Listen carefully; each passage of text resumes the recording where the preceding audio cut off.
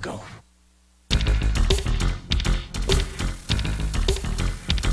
Live from the Schmoedown Network Studios in Los Angeles, California, it's time for the Schmoedown Movie Show. Tonight, our annual Q&A episode, plus another second-round matchup in the ultimate Schmoedown movie trivia battle with Mark Ellis versus JTE. And now, here's your host, the schmoeiest schmoes of them all, Kristian and Mark Ellis. Hello, Schmoeville. Well, not only is Ken Knapsack back in town with a great haircut, we also have my buddy, my partner in crime, back from telling the jokes. Yeah. What's up, pal? Mark Ellis. I was in Charlotte under the guise of telling jokes at the Comedy Zone. I was really training for a certain battle that is finally upon us, ladies and gentlemen. The showdown you've been waiting for. Me versus Shite, that creep in the engineering booth. He is the host of Box Office Breakdown. Now, we'll talk about Box Office Breakdown. We'll talk about how JT almost screwed me up on the radio this morning. But before we do that, I wanted to introduce not Alicia Malone, not Tiffany Smith, not Maud Garrett, not Katie Sackhoff, not Catherine Reitman, not either one of our mothers, Kristian. Who is this? Who is this person sitting next to me? This is Roxy Striar. Yeah. What's up, Roxy? Hello. I'm so excited to be here. And I'm not any of those people, but I kind of wish I was. No, you don't. You're gonna be. You know what's great about Roxy is that I met the Roxy. Voice. Yeah, well, we've met a lot of great people since we started working over here at the AfterBuzz Studios. Roxy is one of those people. Last week, and what we like, Mark, as you know, is attitude. We like attitude. We like girls with sexy, sultry, smoky voices. Yeah. We like a little bit of attitude, you know? And that it seems like that's what Roxy brings to the table. Now, I wouldn't look her in the eye or speak to her until we went live. That's just not how I roll. Right. However, now that we're on air, it seems like you got a pretty good way about you, kid. I will take that. My manly, prepubescent voice, if you guys want to call it sexy and raspy, I will take that as well. Attitude, I don't know what you're talking about. Yeah, right, with the middle finger right before we went on air. And crank it up. Crank it up. Very Peter Quill of Where do you hail from originally, Roxy? I'm a Boston girl, which I know isn't very popular at this table. Fine with me. Celtics. Okay. Now, see, my family's from Watertown, Massachusetts. Originally, we were ice cutters, as Schmoeville knows, and then we made it down south, which is why I'm such a country bumpkin. Dinosaurs. Now, here's the show is going to be stacked. As you guys know, we're going to be doing, we'll be doing the news. Ken's going to go over the list of news. Myself, Mark, Roxy, and some of the Schmoes crew will talk about some of the stories of the week, the top stories. Now, it was great because we were supposed to have screenwriter Jeremy Gerlich on the show, who is a friend of mine, and I haven't talked to him in a bit, and he's done a lot of great movies, but he couldn't be here tonight. So Mark and I were like, you know what, we haven't done our annual Q&A. Yeah. So we made a video this morning, said, let's ask Schmoeville for some comments. You guys did. And by the way, we're going to be answering from YouTube, from Twitter, and from Facebook. And if you're not part of the Schmoeville Facebook fan page that you guys created on your own, Schmoeville with an exclamation point, join it right now because they do a live conversation as the show's going on. They talk about us while we talk about movies, and then occasionally talk about them. It's almost like looking into a funhouse mirror. But they are very exclusive. You have to be accepted, so join now. You got accepted today. I got accepted. I feel really blessed. I'm feeling lucky. What you did is you got a 2-hour trial membership. There's more things to go, more hoops to jump through, if you will. Yeah, it depends. You'd be very careful. Certain movies, if you don't like, you'll be banned, and you probably have to join some other page that no one ever heard of. Yeah, the phrase "Thank you, sir, may have another" may figure prominently. Before we get to the news, Kristian, you had an incident on Heidi and Frank this morning that we bring. Every Thursday morning, Kristian and I pop into 95.5 KOS, the greatest classic rock station in the world. We do Heidi and Frank in the morning show at HeidiandFrank.com. And Kristian, don't say what I did yet. Well, I just said that. Look, you were great as you always were. You wanted a drum roll or something? No. I want to set it up. And you had a little bit of a flub-ish incident. Yeah, I caught myself. I caught myself. So here's what I always worry about: you swearing on air. And you said some real off-color things on the air one time. You made a reference to going under the hood, and he wasn't talking about a car. And I was like, I can't believe this is coming out of my good buddy's mouth. This today was totally different. No, I time traveled from 2006. Listen, so we were talking about JTE, who is our lovable engineer, the co-host of ish. He is the lovable Box Office Breakdown co-host with Finstock and Sarah Stretton, the brand new host, and they had a really great show. But JTE, for two, has mispronounced names. He's the best at mispronouncing names. He's always been terrible. In the past, we've gotten such gems as Dolph Lundgren. Well, I was going to say, you and I came up with our summer movie preview. It would go with something like this. This summer, starring Dolph Lundgren, John Liejo, and Liam Neeson. Also starring Kevin Lutz and directed by Guillermo del Toro. And we started playing around with that. We're like, all the names that he's mispronounced. The name of the film is Say My Name. Say my name. And we go on the air and we start talking about A Walk Among the Tombstones. Starring who? I almost said Liam Neeson. Here's what he did. If you listen to it live, I hope somebody recorded this with your Walkman. He went on and Kristian says, yeah, starring Liam Neeson. And I caught myself and I said Liam Neeson. And Makuga will get his mic on in a second here. He texts me and he goes, you almost said Liam Neeson. You heard it this morning. Oh yeah. I'm in the radio and I hear you go, Liam. You can hear me laugh. You hear like a little giggle. I looked at him and he didn't. It was one of those times in class when if you make eye contact, you're just both going to start laughing. You're going to get suspended. So we didn't make eye contact, but I knew what went down. I feel like you need to take ownership of this, though. I mean, you're blaming poor JTE in there. Yeah, but what did JTE do to you? He said Liam Neeson on Box Office Breakdown. He is sitting in your subconscious. Here's the thing: is that Jete is clearly in your head, but he's not in my head, which is a good thing because I got to go against this little troll in about an hour and a half. It's me versus Jete in round 2 of the ultimate Schmoedown trivia battle. I am ready to go. I'm not going to say what I'm coming out as. Okay, but it's going to be pretty special. Well, the artist formerly known as JTI showed up last time in sudden death. We'll talk about that later. But first, the pit boss is here. He's ready to talk about the news. Roxy, you ready for the news? I'm ready for the news. Let's do it. The pit boss.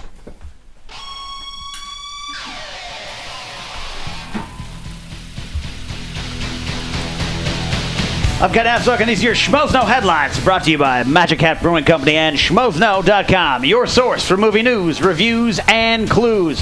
Matt Damon is in talks to return to the role of Jason Bourne and re-team with director Paul Greengrass. This, according to Jeremy Renner's therapist. The Hollywood Reporter is saying that despite a bevy of rumors and denials over the last few months, Universal has officially begun talks with Damon and Greengrass to return to the franchise. If the deal goes through, Greengrass will also write the script. No word on what would then become of the sequel to the Jeremy Renner-led Bourne Legacy that has Justin Lin directing with a 2016 release set in July of that year. But I'm pretty sure a world in which 2 separate Bourne movies exist is the plot of Christopher Nolan's Interstellar. Tom Hiddleston, who makes evil so sexy, is said to be close to join Legendary Pictures' Skull Island project, which has a November 2016 release date. Also, Legendary has tabbed Kings of Summer director Jordan Vogt Roberts to helm the project, which was announced at this year's San Diego Comic-Con. No plot details have yet to emerge from Max Bornstein's script, but the movie is said to take a close look at the origins of the mysterious island that King Kong calls home. It still might be hard for some to stomach MGM remaking the classic Ben-Hur, but I guarantee none of those people are studio execs. The project is moving forward, and Jack Houston, who was nothing short of mesmerizing as an injured World War I veteran turned criminal underworld enforcer with a heart of gold in HBO's Boardwalk Empire, has been cast as Ben-Hur, joining the already cast Morgan Freeman, who, in an unrelated note, legally has to be cast in 40% of all movies in production. And just today, Toby Kebbell is now on board to play the film's baddie. 12 years of slave writer John Ridley has the script, while the directing duties will fall to wanted director Timur Bekmambetov, whose name alone just won the Stanley Cup. The film is set to open in February of 2016, but your grandpa ain't going to see anything without Chuck Heston in it.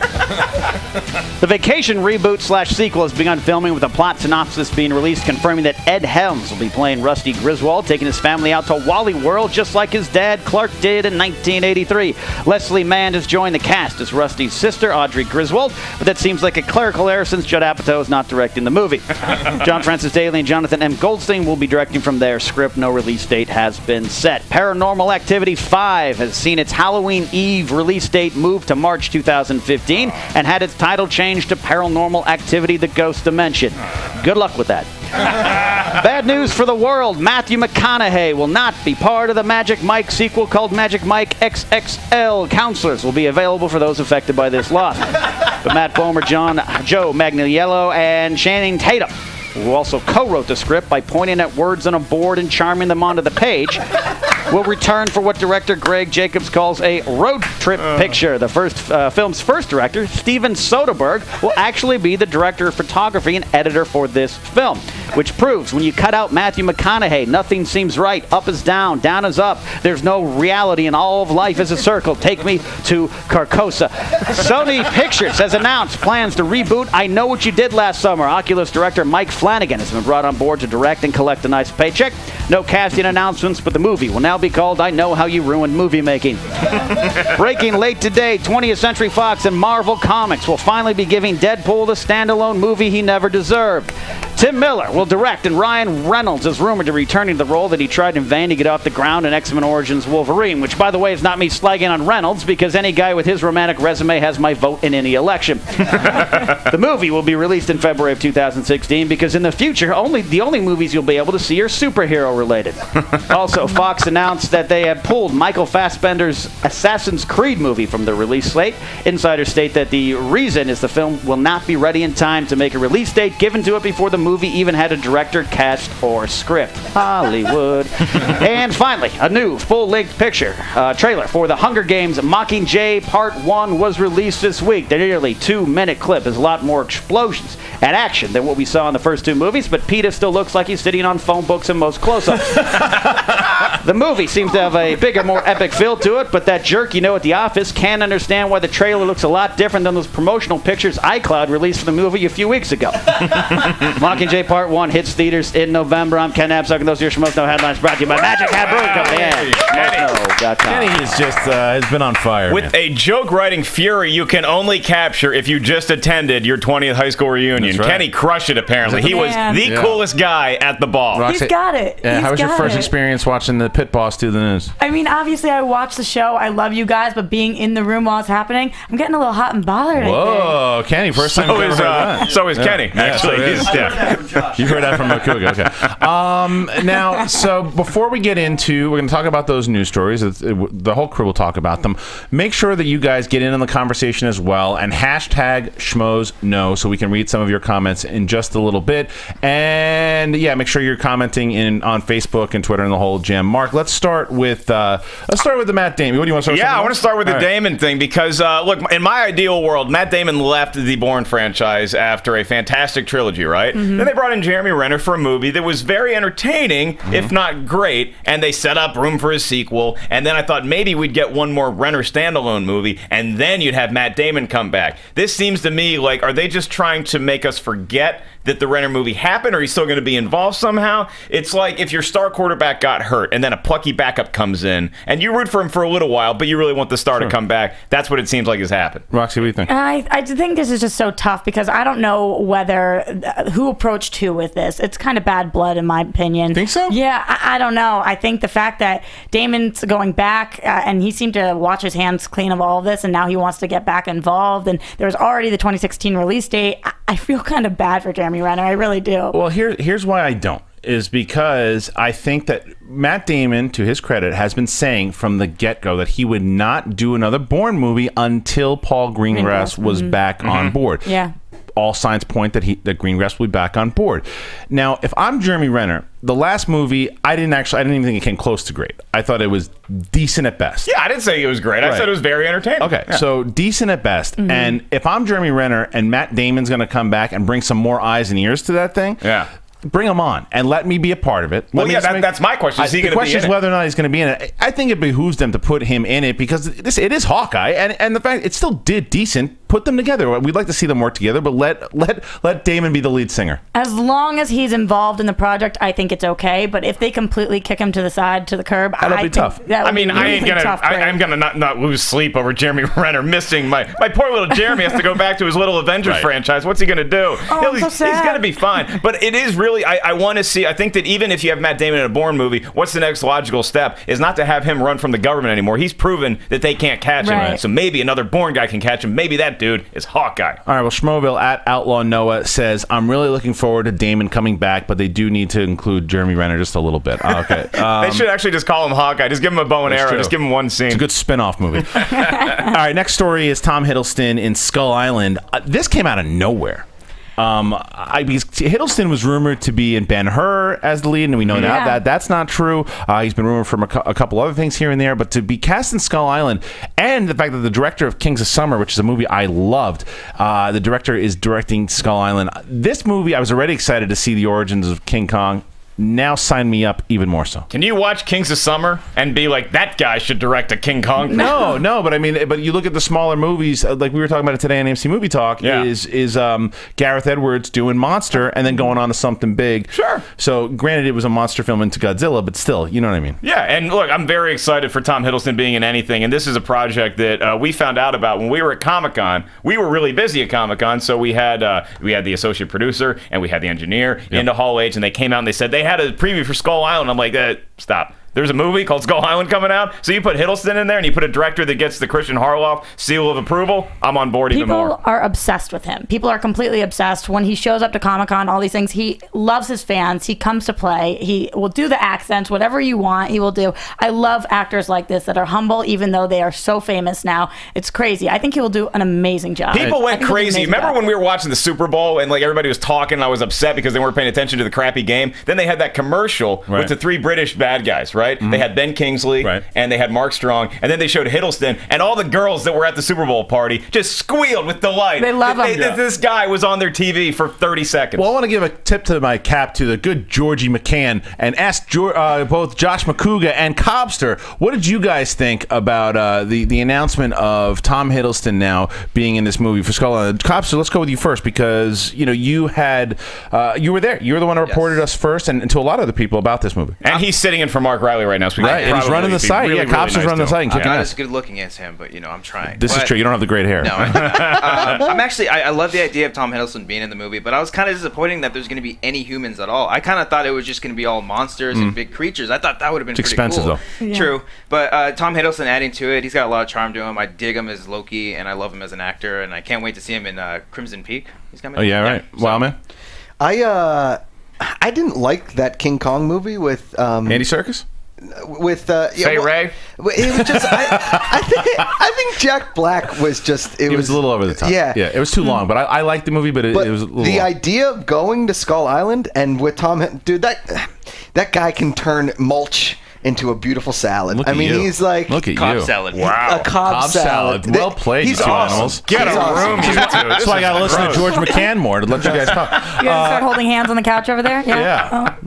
Okay, so I think everybody's excited to see what he's doing But he'd now. probably be a hero in that, right? He's probably not going to be a bad guy. Right. One would hope. Yeah. I mean, you want to see. Well, if you're the natives on Skull Island, you're probably not happy to see Tom Hiddleston show up. Right, but we want to see King Kong. I might want to root for the natives. We want to see King Kong fighting more dinosaurs. How do you get those scars? It doesn't have to be King Kong. It has to be. You better have a monster. giant primate there. Like a spider. Big ass spider. No, there's been a lot of big ass spiders. If your spiders ruin another one of these damn movies, Roxy, I swear. know. It's another spider, the stupid Maze Runner. Do you guys think though he crashes on an island and he's just there, or do you think he was searching for it? I think that he's probably another shipwreck or something. Shipwreck kind of thing. Something like that.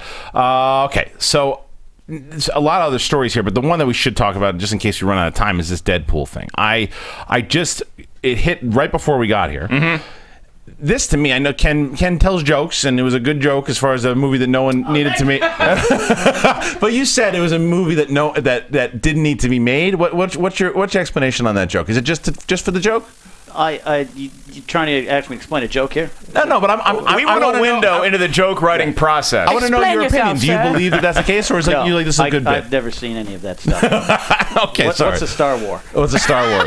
Well, Deadpool is a movie that I think absolutely needs to be told. And one of the reasons that this is not too shocking is because that test footage that got leaked recently. Yeah, and that got everybody starting to bubble. Yeah. And then this announcement today, I'm very, very excited about this. Does that mean that that's a scene that's a type of scene that we're going to see in the movie? Because that comes out. That's a little. Did you see the footage at Deadpool? Yeah. They released this footage, and it was in the true spirit of what Deadpool was all about. And to finally give Ryan Reynolds an actual superhero that he can pull off. Mm-hmm. Well, because I know it's not Green Lantern wasn't his fault. I should rephrase that. And it wasn't. The movie was just such a mess. And with Deadpool, when he played him originally, he was great for the first 15 minutes, and they taped his mouth up and they ruined the character. So this is Is it going to be rated R though? I can't imagine. Yeah, we'll get into that debate later. I'm gonna give Roxy a little bit of a task here. Okay, sure. I know you've been a fan of us for a long time. I knew you grew up with our fat heads on your ceiling. Okay. Oh yeah, of course.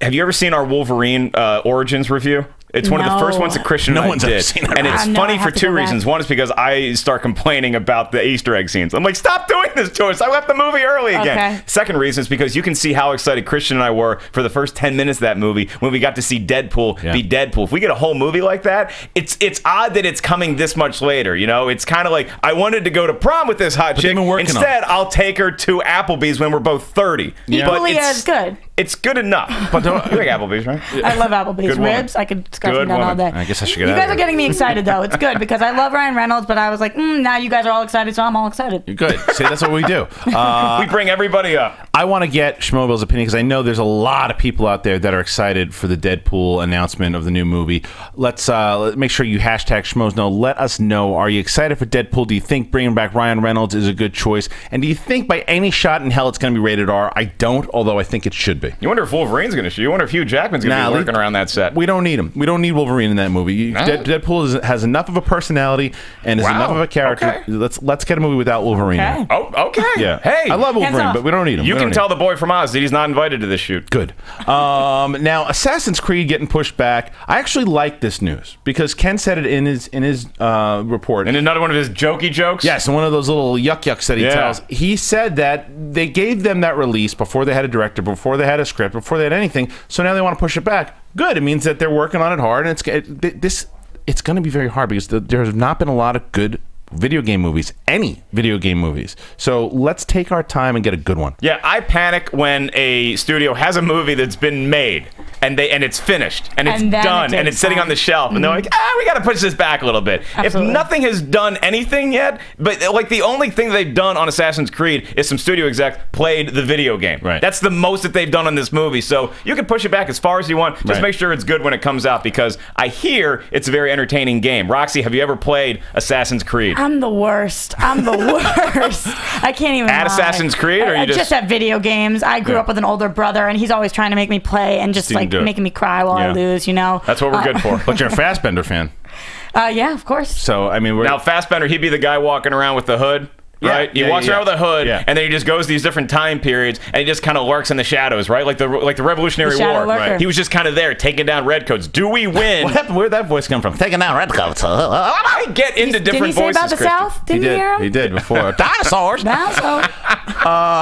And I wouldn't say. Let's read a couple more tweets coming in from Schmoeville here. So we have the great.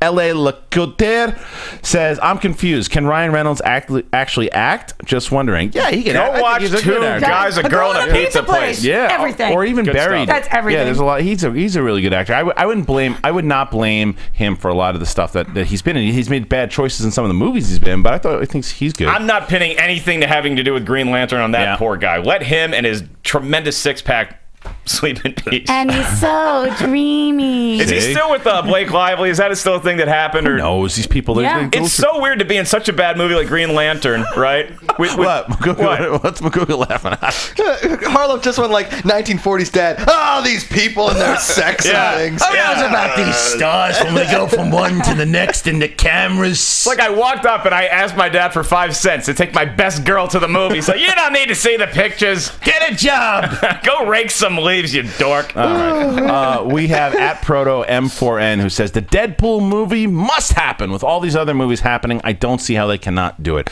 The excitement's through the roof for this movie as well. The excitement is obviously going down from everybody, including the studios. When you're talking about Paranormal Activity 5, they remove it from Halloween. That means that this movie stonks. I think that the name of the Ghost Dimension. Haven't we been in the Ghost Dimension for like 5 of these movies already? Like, we're in the Ghost Dimension. If Toby's inside the house, we're inside the Ghost Dimension. That's the new name of the movie. Does anybody give a shit about this movie? I was just going to say, this is the one that I just can't seem to care about. I'm trying, though. I'm really trying, but I'm like, okay, 1, 2, 3, 4, 5. Nope. I'm done. The honorable senator from Virginia still would like to see another paranormal. But I love these. Don't you think it's scary that, no pun intended? I do think it's scary. No pun intended. The fact that it's scheduled for October, which should be the money-making period for a scary movie, and they push it to the beginning of the year and stink pile I'm being a little hypocritical because I just said that, when they push it to March, is that where it is? Yeah, March is better than January. I'll say this, though. There's a lot of horror movies coming out this October in particular, so maybe they just got spooked. But again, this is the Paranormal Activity franchise. This should be the one. This should be the New York Yankees and be in the playoffs every year. No, it's not happening this year. Sorry. No, it's not happening. Go O's. All right.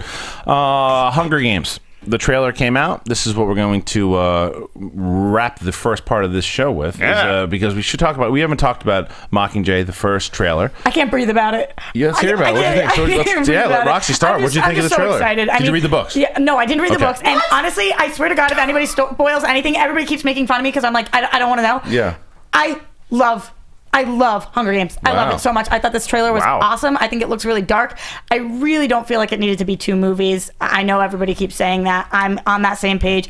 Other than the fact that I want as many movies as there possibly can be. You just went so manic depressive in the span of like 10 seconds. I can't wait to see this movie. I can't believe they spread it into 2 movies. I can't wait because I have a lot of feelings about this. Who knows with these people? I gotta get Dad, please. We're having dinner. Sorry. I think here's my question to you, Roxy. Is that I know Kristian and I know Josh. They're basically 13-year-old girls at heart because they read the Hunger Games and they love them. They worship them, okay? You are just going in on the movies. And that's the same level that I'm coming in on. And I enjoyed the first one. I enjoyed the second one. What does enjoyed mean? I'm not crazy. Okay. Enjoyed? Yeah, like enjoyed. What are they teaching in the Boston schools these days? No, enjoyed. Like when I enjoy something, I'm like, oh, I enjoy this food. Did you enjoy it? Like you loved it? You enjoyed it? Like I didn't charge out of the theater wanting to go get an archery set. See, I did. I loved the books, as Makuga did as well too. And I think Makuga and I are on the same page with the movies.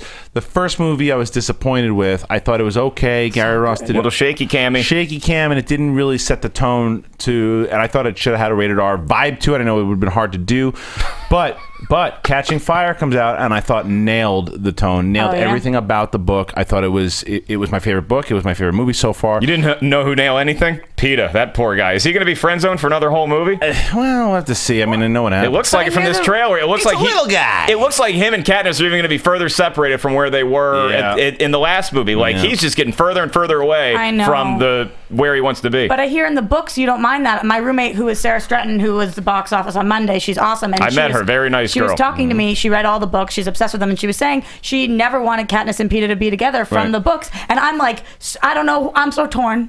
Does that cause tension in the household? Because you guys are roommates and she's read the books and you don't know what the hell happens in the next book. And she just smiles and nods. She could be drinking. We know she's a big drinker, right? She could be drinking and just let something fly one night. Yeah, I know. It's got to be. We got to be careful about it. Look out, Sarah. Yeah. So that's it. That's the first portion. We're going to go to break here, and then when we come back, we are going to do our Q&A. It's like if you want to go to YouTube and submit a question, you can go do that now. Roxy will be the moderator. The first time we did it, Katie Sackhoff was the moderator. Last year we did it. We had Tiffany Smith. You know what that means? Tough acts to follow. I was thinking that. I mean, just the most beautiful, talented people ever. So no pressure, you know. She doesn't know what the word "enjoy" means, but maybe she's great at reading questions. So go to Facebook, submit questions here. Again, if you want to hashtag it Schmoedown to get your questions answered, and make sure that you include at Roxy Striar, S-T-R-A-R, and close. What is it? S-T-R-I-A-R, but it was close. It's like Friar. Like Friar Tuck. Friar Tuck. Okay. Yeah. Well, that's it. That's the break. We'll be back in just a second. Q&A, guys, coming up.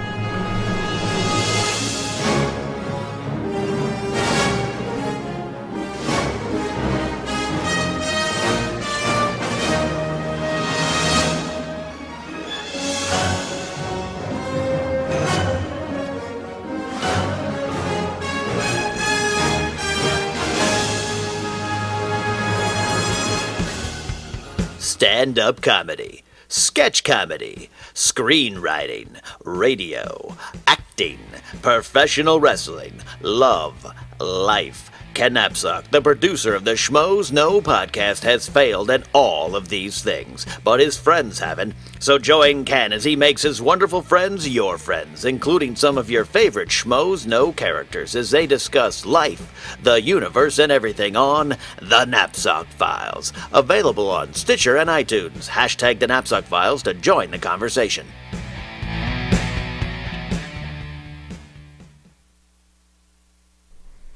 Hey everyone, welcome to Anatomy of a Movie, where we dissect a film and all of its parts. Remember, we are not critics, we are fans just like you. Last week we covered the If I Stay film. This week we're gonna dissect the 100-Foot Journey. And we have a lot of upcoming shows. We have The Maze Runner, we might have Tusk, and we're gonna have This Is Where I Leave You. So check it all out at anatomyofamovie.com. Hello, Schmoeville. This is Mark Riley here. And I'm Jeff Snyder. And we are Meet the Movie Press, and we are taping shows every week with special guests from Variety, from Badass Digest, from all over the internet, all over the geek blogosphere and the trades. We are breaking down the news every week, the most hot stories, the biggest scoops, and we want you, Schmoeville, to subscribe, rate, comment on the iTunes and YouTube channels on the Schmoes Know.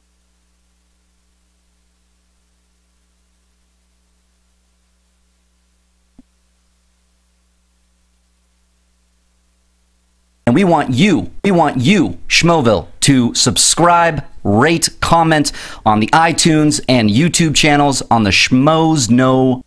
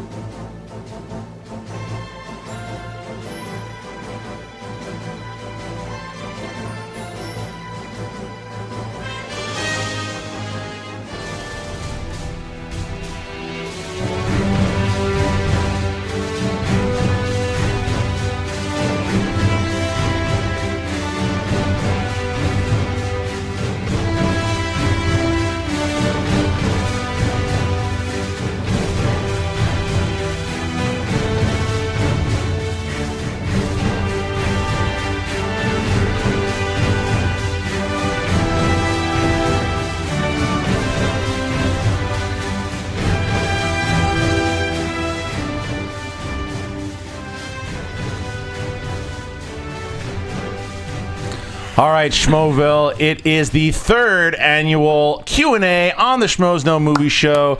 Very excited to do this. And you know, it worked out. We would have loved to have Jeremy Garlick, but the fact that we get to answer all the fans' questions from all different places. Roxy, so were you a little blown back by how many questions we got? I mean, Schmoeville's amazing. Yeah, you guys awesome. have literally the best fans of all time. Yes, we do. We've got some funny questions. We've got some really important questions. Yeah, see, I'm going to tell you why I'm nervous, Roxy. I'm the question picker? Yeah. Yes, because we don't know each other. Did we have a great night last night? Yes. I'm sorry I didn't say bye before I left this morning. One of the questions. I don't know her that well, so I don't know if she's like, oh, maybe this is a sensitive, maybe this isn't a sensitive issue. More so than that is that we've done a couple of these live. We've done a couple of videos way back in the day. I'm worried I'm going to say something that completely contradicts something else that I've said before. Possible. And I'm sure somebody in Schmoeville is going to let me know. And please do. If I say something really stupid that was really smart 5 years ago, 7 Twitter notifications just came in. You've already said something stupid. All right, so let's get started. The wild man Josh McCouga, host of Guilty Movie Pleasures, is joining us as well. And we'll have Cobster talking. And we're going to have the whole crew involved answering some of these questions. But it also depends on what Roxy picks. So she has the YouTube in front of her. She has the Facebook. She's got Twitter. She has all the platforms that you guys submitted. So let's get started. Roxy, where are we starting with? Okay, this question is for you, just because we're starting with you, Kristian, and we are coming from YouTube from Derek Laswell, who says, why do you look like Dane Cook? I love Roxy. Well, his mom and dad. True. My mom and dad, Yeah, we're big fans of him, and we're actually time travelers. You see, Dane Cook had a lot of funny female fans back in the day. Well, the answer is this. I like to sit, I like to drink. Every once in a while I like to drink, and then I stop. You ever stop? Sometimes you have to stop. When you're walking, eventually you stop. Oh, man. Super Bleeder? Okay, perfect. Great. We're moving on for Ellis just because I'm doing you guys individually right now. These are amazing I prefer to be done individually, Roxy. Okay, so this is from Brooks Wilkins. Oh, he's great. He comments a lot. Saying, which current actress would you most like to be your wife besides Emma Watson? Oh, man. Yeah, see, now that's the other thing is they know me too well. Right. They know that I would take Emma Watson. You know, I was watching an intellectual program on PBS called Charlie Rose last night. Yes. And they had a young lady who... This is how I feel about redheads, and I can say this because red hair runs in my Jessica family. Chastain. And yeah, now redheads tend to be a little crazy, and I know that because there's crazy people in my family, right? I'm willing to take the risk with Miss Jessica Chastain. I think she's too talented, she chooses her roles too well, and she's going to be on set like 8 months out of the year, so I can just relax and be by myself. Have you seen Jolene? The movie with her where she is naked a lot in that movie. No, I have not. Well, but so she would be your choice? She'd be who's your choice? You got to pick one. Oh, are you kidding me? Scarlett Johansson. That's who you'd marry? Yeah, really. Her, not. I mean, she would stab me in my sleep. I've only seen. You're okay with it? I've only seen The Wild Man one time. Like really, just go, blah, blah, blah, blah, and I just stop. Get flustered. Get flustered. I believe it was the night at Buffalo Wild Wings. It was, and I could see that both that person we're talking about and Scarlett Johansson have similar personalities. I kind of now who are you taking? I'm gonna my wife. I'm going to answer that for you. I'm going to say that you're going to take Julia Roberts because your wife resembles a Julia Roberts. She does. Around the time Julia Roberts was dating Lyle Lovett, and it's interesting that both women picked really ugly dudes. More like Dane Cook. More like Dane Cook, bro. Okay. All back. Guys, we're going over to Twitter for a second from... Wait, can we ask Will Forte what he thinks? I guess I know. It'd be Jennifer Lawrence, right? No, it'd be Madeline Stowe.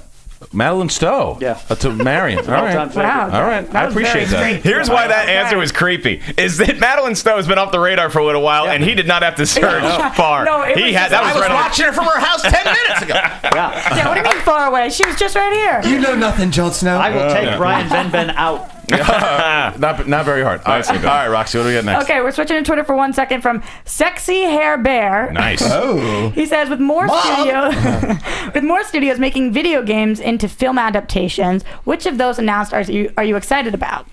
Well, I mean, I was excited about Assassin's Creed. Right. It's just a matter of if this pushback is good or bad. Yeah. I mean, there's not. I don't know yet. If there's any of the video games that are on the market right now that lend themselves to a movie, it's Assassin's Creed without a doubt. I mean, Halo, of course, or like Medal of Honor. Cool, though. Great. Halo would be more than cool if they did it right. Neil Blomkamp was supposed to do that movie. Yeah, Peter Jackson was interested initially. Then he was like, "Yeah, I'll give this to my boy Neil Blomkamp." Yeah. Then he did District 9 or 13 or whatever the District movie that he did was, and I got so excited that if this guy could be doing a Halo movie, and now obviously if Blomkamp's going to do a Star Wars movie, I prefer that over Halo because I like Star Wars more than I like Halo. I'm also waiting for that Tecmo Super Bowl film to come out. Yes. What about The Last of Us? Are you guys excited for that? I think it could be really, really good. That's a good one. Yeah, Last of Us. It was a game that came out very recently and is very popular amongst the fans. And that could be. I know Riley was losing his mind about it. What's Last of Us? I'm a Walking Dead fan. It's like about zombies and this guy, and he ends up taking care of this girl who's not his daughter, but his daughter dies in his arms before the. It's very emotional. This just sounds like Nicholas Sparks. That's the first couple minutes. Yeah. All right. Let's move. Spoiler. Let's move on. Okay. Where are we on now? Facebook, Twitter, YouTube? We're still on Twitter, but we'll bounce around a little bit. So Mr. TPJ wants to know, what does a movie have to do to make it into your all-time list? Is it rewatchability or is it something else? It's a great question. It's a really good question. It's got to have a lightsaber in it. A Wookiee helps. Spaceships are a plus, or a shark. Character named Luke. Somebody named Skywalker would be great. No, but don't you put all three of the Star Wars into one? I count it as like one big movie. If I'm if I'm making a top 10 list, then the Star Wars franchise, the Indiana Jones franchise. Rewatchability for sure. Like example, something really has to stick with me, and I have to. And if it's on television, I got to stop and watch it. Two examples for me for that is Inception and Braveheart. Three examples, and Eternal Sunshine of the Spotless Mind. Those are movies especially that last one. Yeah, they're movies that are on my top. I'd say might be top 10 that they just do something special for you, whether with the acting and the music and the directing and just everything about it. You just what the glorious part about like modern cable television is that you can see when you pull up the guide what's coming up, right? So you can see and plan your day based on what time that movie is. It's not like Preview Guide. Remember Preview Guide? Yeah. You had to put on Preview Guide, then it went 3 at a time, and you're like, oh, come on. So, I love it. Ellis, so what about you? I'm actually trying to think of the last movie that I saw that made it into the top 10, like the most recent film. What about the Avengers? I don't think the Avengers is cracking the top 10. But it was a 5 out of 5, and it certainly was. So and it earned it. But that's I guess is a question for me. So for you, what makes a 5 out of 5? I think the combination of fun. It's about the theater experience a little bit. It's about how much fun I had watching the movie. The escapism plays into it a little bit. And if I just get sucked into the story, if I don't, I have a lot of distractions in my life. If I can forget all that crap and enjoy a movie for 2 hours, right? If I can be like, I don't care about what's happening with this girl or that car payment. If I can just get absorbed in 3 dudes looking for a shark, that's a great movie. But I feel like 5 out of 5 is a different question because this is all-time list, and something like 12 Years a Slave, I'm not going to sit, like you're talking about rewatchability. You're not going to just sit and rewatch it. But you have to acknowledge that it's a fantastic movie. Yeah, so no, it could be 5 out of 5, but isn't something. Yeah, I mean, Mirror is definitely up there. in the crap. I'm going to get ahead of this because I know that question's coming. So yes, I liked Mirror. And kind of showing another distraction that Mark has. It's called Tetris on Game Boy. So I don't know if you can really waiting for that movie too. Just a bunch of drones that just keep throwing bricks at something and it never ends. It's a good lesson about life, kids. All right. Oh my God. Okay, we are back to YouTube, and B World Reviews wants to know. This is a 2-part question. What is your favorite slapstick comedy? Also, what is your favorite beer? The beer one's easier for me. If I'm going lighter, I'm going Coors Light. If I'm going heavier, I'm going to go with an IPA. Let's probably say Stone IPA. They got a brewery just north of San Diego. Delicious stuff. Magic Hat. And Magic Hat. Who could forget Magic Hat? Beer. I actually would probably go with an Amstel. I know that may not be everyone else's choice. I like the Amstel Light. But as far as slapstick comedy, it's hard to stay away from Naked Gun. I love that movie. And I know Airplane is a lot of people's favorites.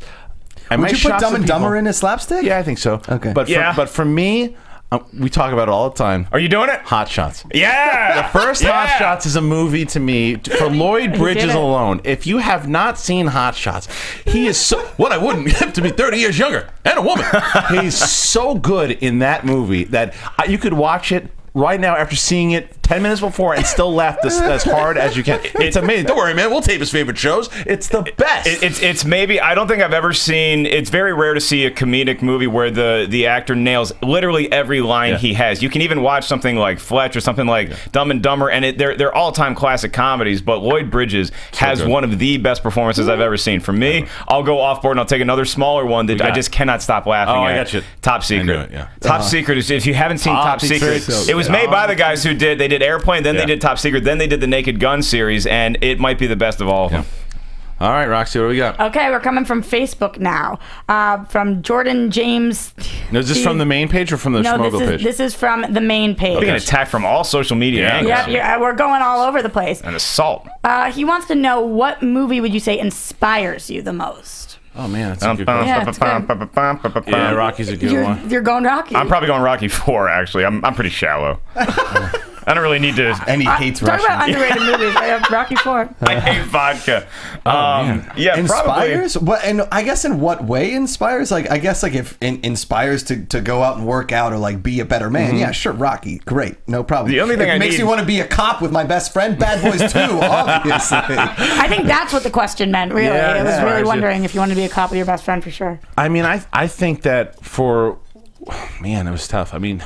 See, because they inspire different emotions, and the ones that, as a dude, you're automatically going to go to is what makes you want to work out. So, like the beginning of Vision Quest is, oh my god, I go running right after I see that. How bro-y of you. I've never seen the rest of Vision Quest because I don't know what happens. Because every time the opening credits come on, I go for a jog. Now, how about this? What's the movie that inspires you to fall in love?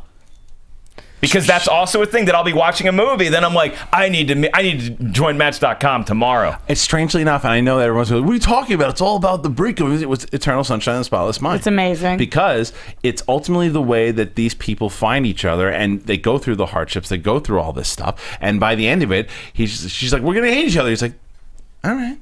It's just like it's got to be. I got to see About a Girl. It's got to be Good Will Hunting. Come on. Good Will Hunting's a good one too. What's wrong with you guys? Okay, Dear John with Channing Tatum and Amanda Seyfried.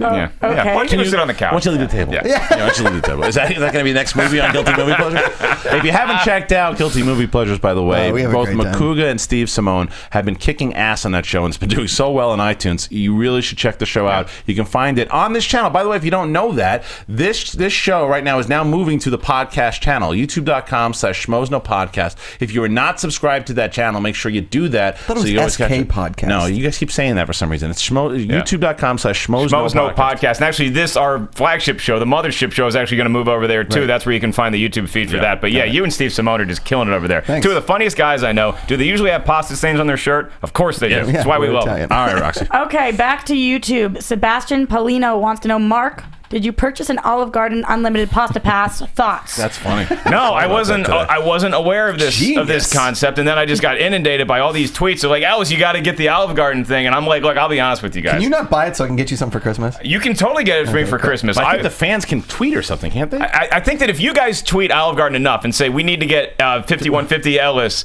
a Schmoes No Pasta Pass, can they just sponsor the show? It could probably happen. I want to see Schmoeville tweet the Olive Garden and tell them to get 5150 a free pasta pass. There's some fat guy in an office above like a middle America Olive Garden running their whole social network like, who is 5150 Ellis? I'll tell you what, we'll do that, and then we'll maybe get your boys Alfredo. Get your boys Crazy James and get the Winkleman can to see if Jessica Chastain or Emma Watson want to go to the Olive Garden with those guys. Those two are like nomads on the road somewhere. Who knows where Crazy James? They're like the Sid Barretts of our Pink Floyd. Okay. Okay, back to Twitter. So we're going with Duenas Adrian. Sorry if I'm butchering these people's names. Wants to know your favorite and least favorite Tarantino films. My favorite Tarantino film, man, it always changes because Pulp Fiction's probably my all-time favorite, but Kill Bill Volume 1. So unbelievable. I love that film. So good. Least favorite only because there's only a handful to pick from would probably be Jackie Brown. Least favorite? Yeah, that's just... It's only he doesn't have a bad movie. Well, is Dusk Till Dawn considered in there? No, he didn't direct that. It was Robert I thought him and Robert Rodriguez both directed he was that. In it. He helped him. He directed he directed a little short in 4 Rooms, and I think you're thinking of Death. No, not Death. What's the hell? And he didn't Squad and what? No, not he didn't. He wrote that. He didn't direct Destiny Turns on the Radio. I think he was in, but I don't think he directed. So I would probably say Jackie Brown is my least favorite. My favorite right now is actually Django Unchained. I think it's so awesome. Really? Yeah. Just so well done. Your least favorite or favorite? Most favorite. Most favorite. What was your least? Jackie Brown. Jackie Brown. Yeah. Okay. All right. Cool. What do you got next? Okay, we're going to Schmoeville, the Facebook group. Facebook fan page. Okay. They want to know. The greatest place. So Rasika Ramante wants to know: will Will Cobster get his own podcast? Will Cobster get his own podcast? Cobster. The problem. Listen, Mark and I have offered Cobster his own podcast. The problem is that we a lot of the shows tape during the day, and Cobster has another job at the moment. So until we can get him some funds to not work at that job, it's going to be a little tough. And you plead the fifth? Yeah. Would you like your own show? Oh, I would absolutely love that. What kind of movies do you love talking about? Yeah, what kind of show would you have? If I did have a show, since they're horror films. Oh, really? A horror film? Yeah, we got a guy that likes those already. Yeah, we got one of those already. Yeah, sorry. Yeah. But maybe you can sit in with Box Office Breakdown, although they have really picked up that ship because JTE and Finstock and Sarah puts them in place. It's really funny to watch. Hey, you know what? If the band plays hard enough on the Titanic, the ship's going to eventually come back up. Yeah. What's Sarah? So you're Sarah's roommate, yeah? So what's Sarah thinking about Finstock? I think she's pleading the fifth on Finstock right now. She doesn't. I mean, I'm hearing a lot of hate about him, but I think she's very civil and. They're watching this on a live stream together right now, live from. It depends on where the hate's she's gonna kill me in my sleep, so I've got to be really nice. It depends on where the hate's coming. Because the fans love him. Like you were saying, he's a deity. I know exactly why Roxy's being political. It's because she knows that her roommate has all the secrets of the Hunger Games, and she's gonna tell me. She's gonna spoil it. I bet you she whispers you stuff in your sleep, and you wake up knowing things you don't know how you know. And I'm like, how did I get that? I don't know. But you guys see what I did there when I tried to get Cobster's own podcast by asking that question? I really feel like I was trying to hook it up for you. The check is in the mail. Let's turn the phone lines on as well. 424-253-0504. Get some phone calls in from Schmoeville. You guys can, if you get in, you can ask whatever you want. It can be movie related, character related, podcast related, whatever you want to ask. Go ahead. 424-253-0504. Before we do that, Roxy, let's go with one more. Okay, we're sticking on Schmoeville right now because you guys are so awesome on the Facebook group. Chase Lee wants to know any big other celebrities coming on the show in the future that you can announce right now? What's after Phase 5 of the show? I hope we stay in Phase 5 for a long time. Yeah, we love Phase 5. Phase 5 is where we want to stay and hang out. Yeah. There's a couple names that have been bandied about that we can't confirm yet that we're very excited about. I can make people keep going up. Let's see how high you can go. I can make people go for it. I can make people go, oh damn it, this close. This close, almost had him ready to go. Robert Downey Jr. almost had him because of the judge and because of our connection with David Gambino.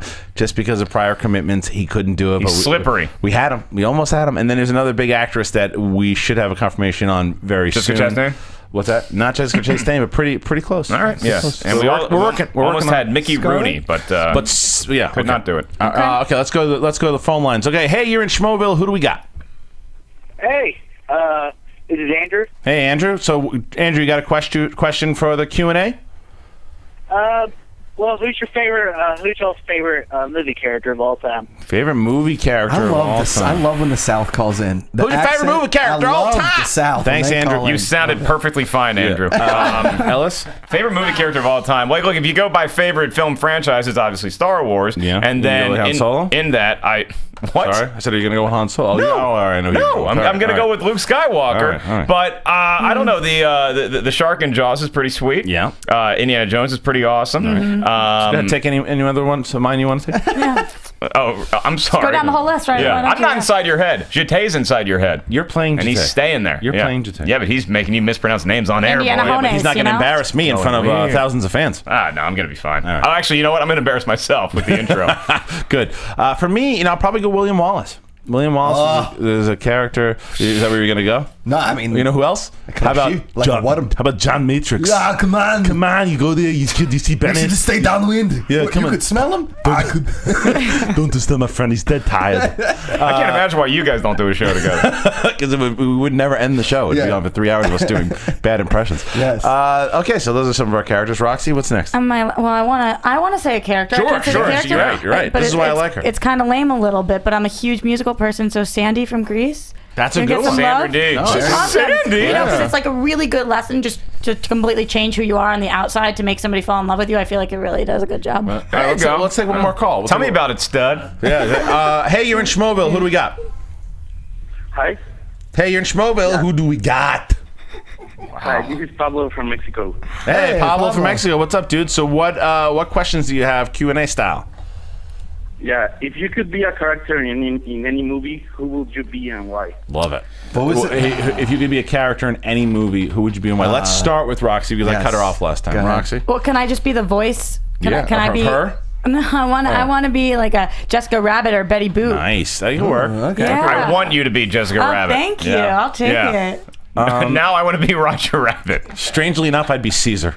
Really? Yeah. Dude, Okay. I'll top you. Yeah. I also want to be a monkey. Do you? I want to be King Kong. I was trying to think, what's more fun than climbing tall buildings and hooking up with blondes? Absolutely nothing. Yeah, but you don't. That's the problem. You you'd be in the friend zone again. Have you ever been in a relationship with me? All we do is cuddle. Right. That's all that happens. In the King Kong suit or out of the King Kong suit? Depends on what night it is, Roxy. If we're going to stick in this same kind of imaginary kind of thing, I'm going to go Optimus Prime. Like it. Cool. Got a deep voice. He can replace the director if you want. Correct. I can see it. And he gets beat up, but he comes back, and humans ever going to beat him. Shocked you didn't pick Airborne. When Josh gets Mitchell drunk, he Guzman. has this weird fantasy of Shia LaBeouf screaming after him, and that's why he With a picked cube. Optimus Prime. Jete, you got any more, Colin? All right, let's take one more. Hey, you're in Schmoedown. Who do we got?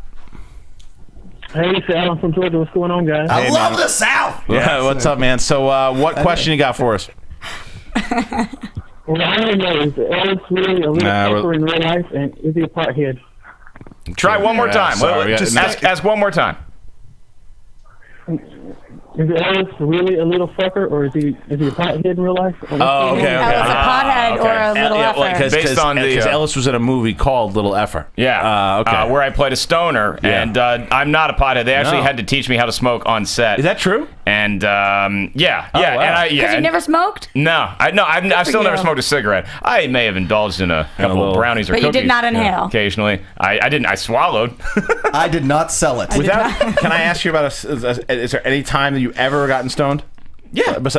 there's a particular. We won't have to say who, but wasn't there a particular celebrity that you smoked the joint with? There was, yeah. It was two of them actually. It was her and the guy she was dating at the time, who may be in a movie coming out this weekend. Yeah. But it was at the Comedy Store. You know, you hang out at the Comedy Store, people come in and out. They saw me do stand up. We go out the back. Right? It was awesome. Yeah. You're probably worried I was a cop or something. But it was fun. A lot of fun. All right, Roxy. It wasn't Jessica Chastain. Let's go back to Roxy now. Okay, we're going back to Twitter. Oh, okay. No, we're on Twitter. We're bouncing around. Keep up. Okay, so No Average DC wants to know. I love this question. What 3 movies do you think are underrated and overrated? Of all time? Well, they didn't say of all time, but I'm assuming, the most overrated movie of all time. Man, that's $1 Million Baby.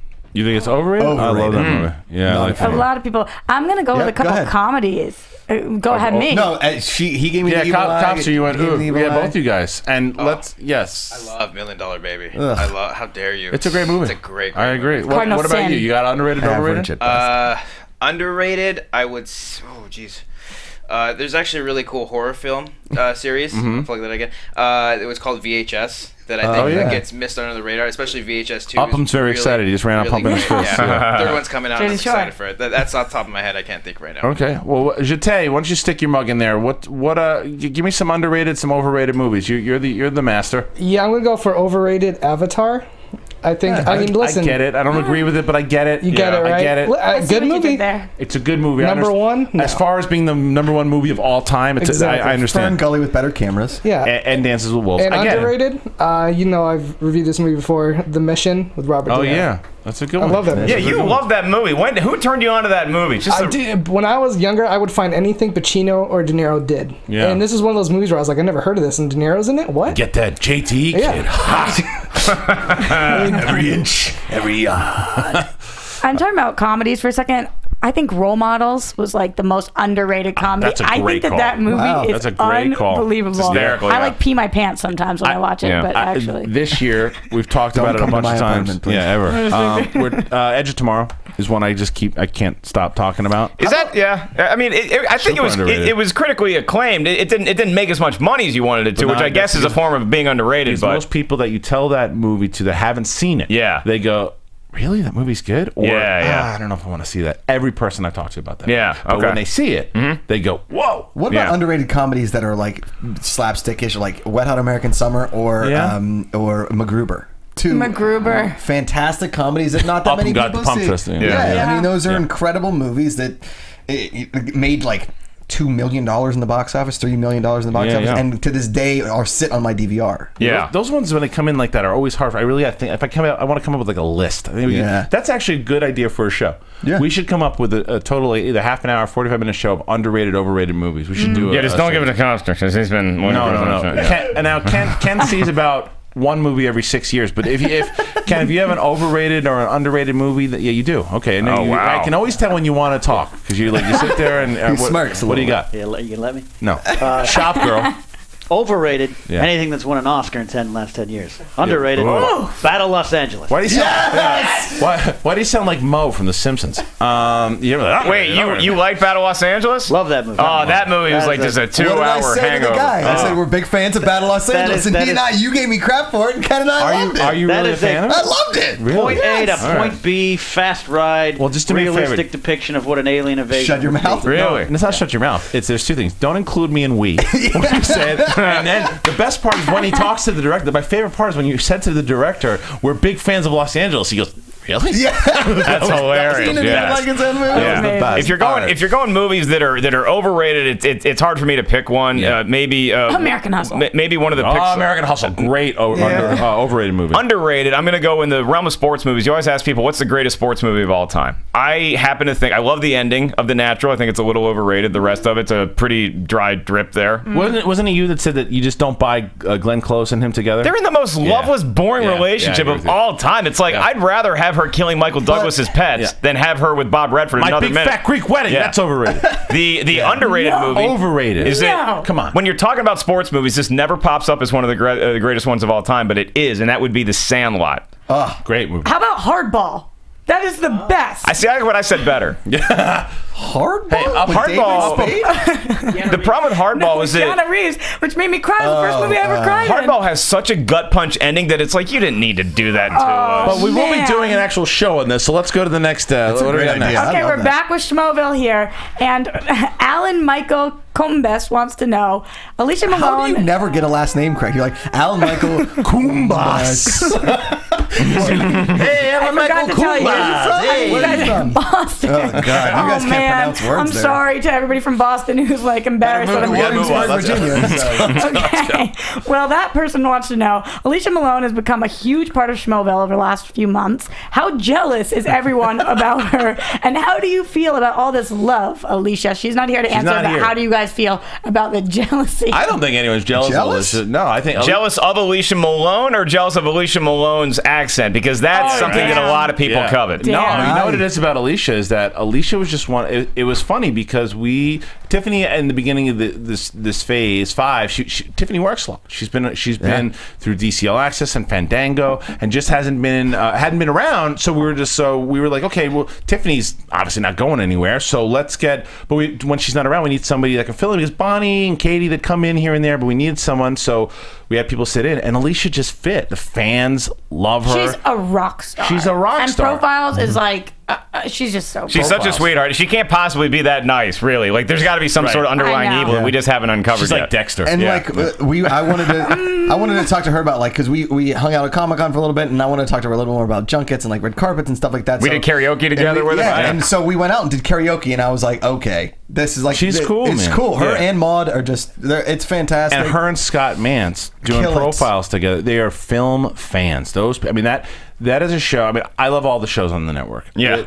As a film fan myself, that's the one I find myself listening. Even if I didn't just want to listen in general, they're the NPR of the Schmoedown Network. They are. You can sit and you learn something. You do, but if you're a film fan, you listen because Alicia has that passion for films, and she's not the big. She'll admit it. She doesn't love all the comic book stuff and the Star Wars stuff. She's about the classic films and the director. So she watches movies in a very different way than I do. I think she also does her research, which brings us to the next question. Oh boy. Okay, so we're still in Schmoeville because I'm loving you guys. Loving Schmoeville. Cole Boone wants to know.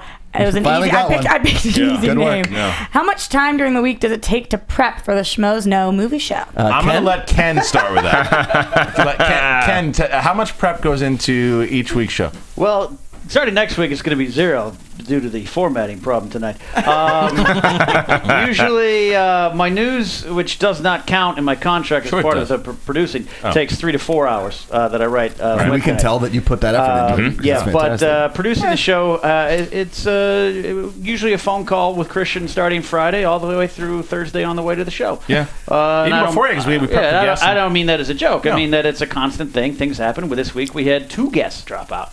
Over the course of the week, so we had to, then Tiffany will call, hey, just got booked here. Right. Alicia, just got booked somewhere else, and so we have to go on the fly. All that crap goes into this thing. Yeah, we have to make sure. And we wake Mark up. You just show up. And just roll out of bed and me and Mark have to go get hot dogs before the show, and then Josh McCook, we have to make sure he's awake to get here. Well, you know who we should ask this question also is Jitty. That's the other part. He is the other part of this equation. Jitty, how much prep does it take for the main show? I know the other show you prep. Look, by the way, if you don't know, Jitty runs every show on the Schmoedown Network. So, # Team JT. Yeah. So, hey, you want to get off this panel here? But Jitty, how much work that goes into all the network shows, but the main show itself? Just the main show? Just the main show. Main show, you know what, with this, now we have the network, I used to spend a lot more time on the main show. Now I kind of push everything to like Monday and Tuesday. Okay. Because I'm just doing everything else for all their shows. So I usually Wednesday all day. Graphics, music. Wednesday is like my day where I just lock myself in my room, throw some movies on, and just do a bunch of prep. And to answer for Riley preps the website, and sometimes when we have the contest, he preps for the contest, and then right before we go on, like Cops Are Tonight, I have to make the site live, and Mark, myself. That was a nervous couple minutes. It was. It always is, and it's like landing Apollo 13. Just want to make sure that everybody's alive when it happens. And Riley is one of our favorites and your favorites, and we love to say he's an emotional basket case sometimes. Well, I'll say this, which was really cool. On Tuesdays we shoot Guilty Movie Pleasures at 1, and then Profiles comes on at 3. Yeah. So I usually like to kind of sit around because you get so much great energy from Alicia Malone and Mance when they come in and they're getting ready for the show. Yeah, right. And Mance made like a really awesome comment because he's a newbie to Schmoeville. He's like, you know, you guys have... It's a fraternity of people that love one another, and really and truly, we've all become such great friends. And we talk about all the prep that comes into the main show and all the other shows we do. It's almost it's a full-time job that we never stop thinking about. It's one of those question I had for Roxy though. Don't touch my shoulder. Okay. Yeah. So Roxy, you have been a part of AfterBuzz for how long? 4 years since the beginning. All right, so when you hear that the Schmoes No Show is coming in here, like, first of all, had you ever heard of the show? What? Right. No. Have you ever heard of the show before we came here? I gotta be honest, no. And I was like, who's coming in and taking up our studio space? I started listening to you guys, and I was like, oh, that's who's coming in and taking up our studio space. You're coming in, large and in charge. I think it's one of those gigs where it's a lot like stand-up, where it's hard to quantify how many man-hours you actually put into something that you're always thinking about. Like, you're always coming up with ideas and different ways to try to make the show better. So if you ask how many hours it takes to prep the show, it's how many hours there are in a day, because it's always in your mind somewhere. I wanted to be really impressive to you guys, so I tried to spend like countless hours doing my research for this show. I really tried really hard. Killing it. Just letting you guys know. She watched both the last year's Q&A and the year before. Those shows were fun. Those are fun, Yeah, I really did. All right, what's next? They did a better job than I did. No, they did not. So we are back to YouTube. This is Super Music. That's the name. Super Music. They want to know if an opportunity came to make your own YouTube show into a TV show,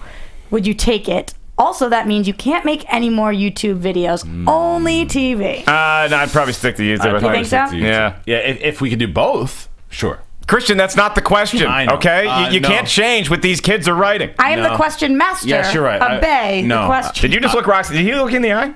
Look at what? Oh, my God. He's kind of scared. Yeah, no. So wait, what the question is like, if this became a TV show, but you couldn't keep doing YouTube shows, right? would you Exactly. do it? I like the immediate feedback aspect of the YouTube channel. I like doing that. And TV, it's just it's such a big undertaking with TV. It's like you shoot and then you see what the product was for 30 minutes or a half hour, but it takes all day to set all that crap up. Perfect example is that with TV, it's not as personable with the fans. Like Roxy said, Schmoeville's the best. Yeah, they really.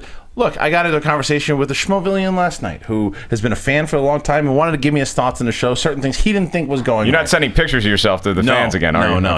It's not 2006. Yeah. And so he wanted to he wanted to share his thoughts, and whether or not I agree with him or not. Yeah. He did it, and I was able to interact with fans. You can't get that on TV. No. You can't do that the same way you can really interact and be friendly or go back and forth and have opinions. So no, I don't. The only way I think, I mean, like we've always talked about, and the whole crew has talked about, the only way for that to actually be possible is if we had like a simulcast and it was on radio and it was on XM and there were tweets. But even then, you could tweets, I guess. But you guys are trying to sneak us onto TV when it's going to take away our YouTube channel. We only have 20 minutes left before you have to battle Jeté. I'm ready to go. We're sticking with YouTube, and I'm giggling. I have to ask this one because it was only YouTube 9 minutes ago. Sugar Rushed Minion Avenger wants to know, how would all of you guys react if you found out Ken was a spy? I don't know why, but I just can imagine it. So, guys, how are we reacting? To Steve Simone's credit, Steve Simone thinks that Mark Ellis is a Russian spy because he only goes to corporate restaurants. He very pro-America. Movies before like 1996 or something.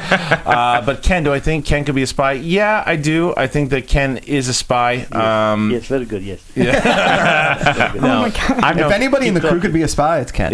No, you know what? Is that a compliment? I think it'd be up him. Oh, good. I think it'd be up him because you don't see him coming. Yeah, you don't see him. And then he goes in the corner and gives one of these. I want everybody to know that while you guys were all having a laugh at either Ken or Upham, you guys are all looking, you guys' eyes were wandering. When that question was asked and it just stopped, Copster took out his phone and he started madly texting somebody. So something is up. Somebody just said the activation word. Yeah, it's Riley screaming at him through text. All right, and his podcast was taken away from him before he even got it. Great. What's next? All right, we're going on YouTube. KJ. Oh no. Ducan. That's all right. Don't worry about that. If you were told you could have a walk-on role in Star Wars, but only could get it by firing 3 members of the crew, who would it be? why those individuals. It's time to throw some people under the bus. Let's go. Yeah. Who would it be? Look, now, to get into a Star Wars movie? Yeah, walk and roll. Ken, I'll see you at Chili's. I'll tell you what, though. Bye-bye, see you later. I'll tell you what, though, and we've had this conversation. If it's an actual role, I still don't know if I'd take it because I'm such a huge fan. I don't know if I would take it. I don't want to be the next, Hayden Christensen or Jar Jar Binks. But you don't? But you have to. I wouldn't want to know anything about the movie on set. I just don't want. But if it to be fun, who would I can? Let's see. I probably have to get rid of the kid. Sorry, the kid. See you, buddy. Yeah, you should have seen the poor look in his face. Ciao, ragazzo. Ciao. Good personality. So long. Man, three, you guys? That's tough. You start. I don't know. I got my answer. You can get rid of me because I just got here. No, I got my answer. Here's my answer. I'm staying? I got Who can? Tiffany, Alicia, and Maude. Then we'll just bring in Roxy for everything else. Yeah, there you go. Yeah. Can we have a Finstock? Can you get rid of Finstock? Fans would lose their minds. Yeah, they'd kill themselves. Actually, you can't get rid of Finstock. Science has proven that you can't get rid of it. It just periodically shows up. Sorry, I'd probably have to. Man, I'd probably have to just pay some of that money that I make from Star Wars to hire a new engineer. Sorry, JT. And then lastly, JT just left the booth. And then try to close the show by yourself now. Yeah. See what you can do there. And then up him because he's a spy. Yeah, spy up him's done. Yeah. That's it. All right. Okay. Nobody else wants to can anybody? I'm not canning anybody because I'm definitely near the chopping block. Okay. Hey, Josh, I just got a call from J.J. Abrams, and it looks like your services will no longer be required. You're out. This is not the droid you're looking for. We're on YouTube with the Cash Man, who wants to know. Old school fan. This guy's been a fan for a long time. Well, you talk to him late at night, too? I do. He's a good guy. He had a whole slew of questions, but we're going to pick one, which is what 5 movies do you believe are the most influential of all time? Okay, I'm good at this. Wizard of Oz. Yeah. Citizen Kane. Yep. I'm not going to say The Godfather is being influential. I'm going to say 2001. Yeah. I'm going to say Easy Rider. Yeah. And it's between Star Wars and Jaws, and I know that Jaws started the summer blockbuster, but I got to give the nod to Star Wars: A New Hope. Rocky, Star Wars, Citizen Kane, Gone with the Wind. See, I'd take Wizard of Oz over Gone with the Wind. They came out the same year, but I would give Wizard of Oz the nod just because. Jurassic Park. That's a good one. That's a good one. Yeah. Josh, Airborne, and what else? No, I think. I mean, Casablanca, because it basically created romance in movies, at least in my mind. Citizen Kane, though, I never really understood why, but I understand that it sits at the top. If you've been in film school or film class, Rosebud, come on. Whatever. Star Wars, without a doubt, because I think it bridged a gap in generations. Like my dad and my brother and I can both enjoy that movie to wherever. It's a McCougan nerd out, everybody. It's a McCougan nerd out. I think his dad's a big fan of the show, by the way. His dad is an actual Wookiee. I met him. Nice guy. Great guy. I think Die Hard is created the action franchise. That's a good one. That's a good one, yeah. And then most recently, I think Inception created something that could be an action movie and a great script altogether. I would also go with Reservoir Dogs because Reservoir Dogs, from what Quentin Tarantino did, dialogue, not just dialogue, as an independent director, really became mainstream so quick. Okay, with that and Pulp Fiction. I might throw Clerks in there instead of Reservoir Dogs, as far as like showing a filmmaker that you can do anything. I'd also say Ace Ventura: Pet Detective because Jim Carrey was just that funny. Roxy, give me a couple ones of yours. I was film school girl, so I can say the same thing. Citizen Kane, all of those things. Wizard of Oz, exactly. All right, what's next? Okay, so we are back to the Twitter with Andre Alves, who says, top 3 actors who haven't won an Oscar. Also, what movie are you most excited about for the rest of the year? Leonardo DiCaprio. Johnny Depp. Johnny Depp's never won an Oscar? No, I don't. Wow. Paul Giamatti? No, Giamatti's Glenn Close. for Sideways. Oh, right. I'm going to say Harrison Ford. Has never won an Oscar? Oh, that's a good one. yeah, he's fantastic. Yeah. Mark Ellis got snubbed for Little Effort. Yeah. And then what was the most anticipated the rest of the year? Is that what it was? Yeah, we talked about this not too long ago. I think that everybody's kind of. I'm on Interstellar. I think you are too.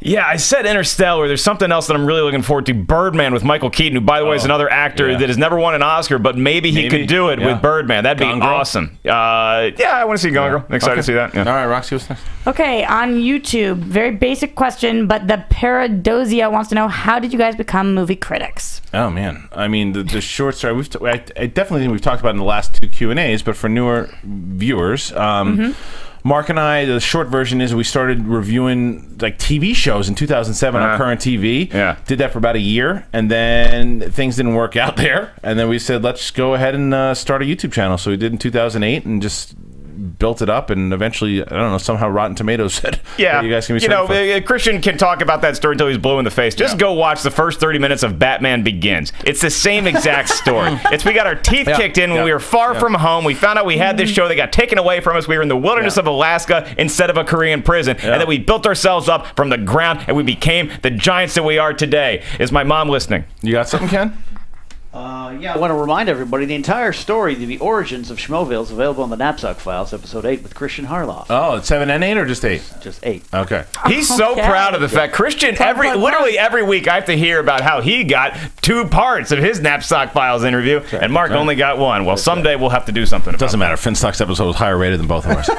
It was a really good episode. Okay, Roxy. All right, we're back on YouTube with Eric Toombs, who wants to know, do you remember the last movie you ever rented from Blockbuster? I love that question. It was Hot Asian Invasion Part 7. I snuck behind the curtain. The last movie, I do. No, let's think about this because it was. Here's the I thing. wouldn't even know. I probably still have it at my place. As soon as I walked into Blockbuster back home and they had more DVDs and VHSs, I never went back into Blockbuster again because I felt like I'd been traded. Like, I never felt that the DVD revolution was something that I could be a part of. I was such a VHS kid that screw it. I know what my last VHS though was at Blockbuster. US VHS, or because my last DVD was the Pirates of the Caribbean. I wanted to watch the second one, and I mistakenly rented the first one by accident. The first one's better. And so I watched the first one. I was like, that's a really good movie. I can't wait to see the second one. Then I finally rented the second one on Netflix, and I was like, I should have gotten the first one again. I don't know, but I'll tell you one thing. Walking in Blockbuster with my ex-girlfriend years ago, I remember always looking at a certain movie that I've never seen before. I'm like, I want to see that. And it was The Mission with Robert De Niro. Oh, really? Yeah. I still never rented it. You've been to a Blockbuster? You driven by there? Oh, my God. Yeah, it's sad a little bit. Oh, it looks like downtown Detroit. They just dropped the ball, though, on the way things were done. They couldn't keep up with it. Mine was Parent Trap, if anybody was wondering. Parent Trap? The one with the first Parent Trap. No, not Lohan. With Haley Mills? Why did you rent that for your last I loved the Lohan Parent Trap. Drinking games? I don't know. I wanted to. All right. I was little. I'm a little baby. I was young. Okay, we are still on the YouTube with Anthony Fedaro too. Christ. You guys told me to ask anything, right? Do it. Okay. Have you ever tripped on mushrooms or acid? Do you still experiment with psychedelics? Yes, both awesome. Bro, you didn't vote. Okay, so I will say I will not only say no. I will say I will never, and I think it's one of the dumbest things you can possibly do to your mind because the wrong one goes into the wrong hole and hits the wrong synapse. Yeah. And I know kids that have done it and are no longer on this earth. And there's a lot of comics that think it's a good idea to sit by a tree and a peaceful lake and crank some evil mushroom into their mouth. Then they end up going crazy and doing the open mic at the Comedy Store for the next 50 years. That's all right. Not you, Josh. I'm not talking about you. I'm not talking about you. Go to your room. No, I do not do psychedelic drugs. Have I ever? Of course I have. Yeah. All right, next. He went to Florida State. Of course he did. Yeah. Okay, this one is from Twitter. Jack Attack 21 wants to know if you could see. So this is a 3-part question, I think. If you could see one, Planet of the Apes 3 or Battle of 5 Armies, which would it be? Apes.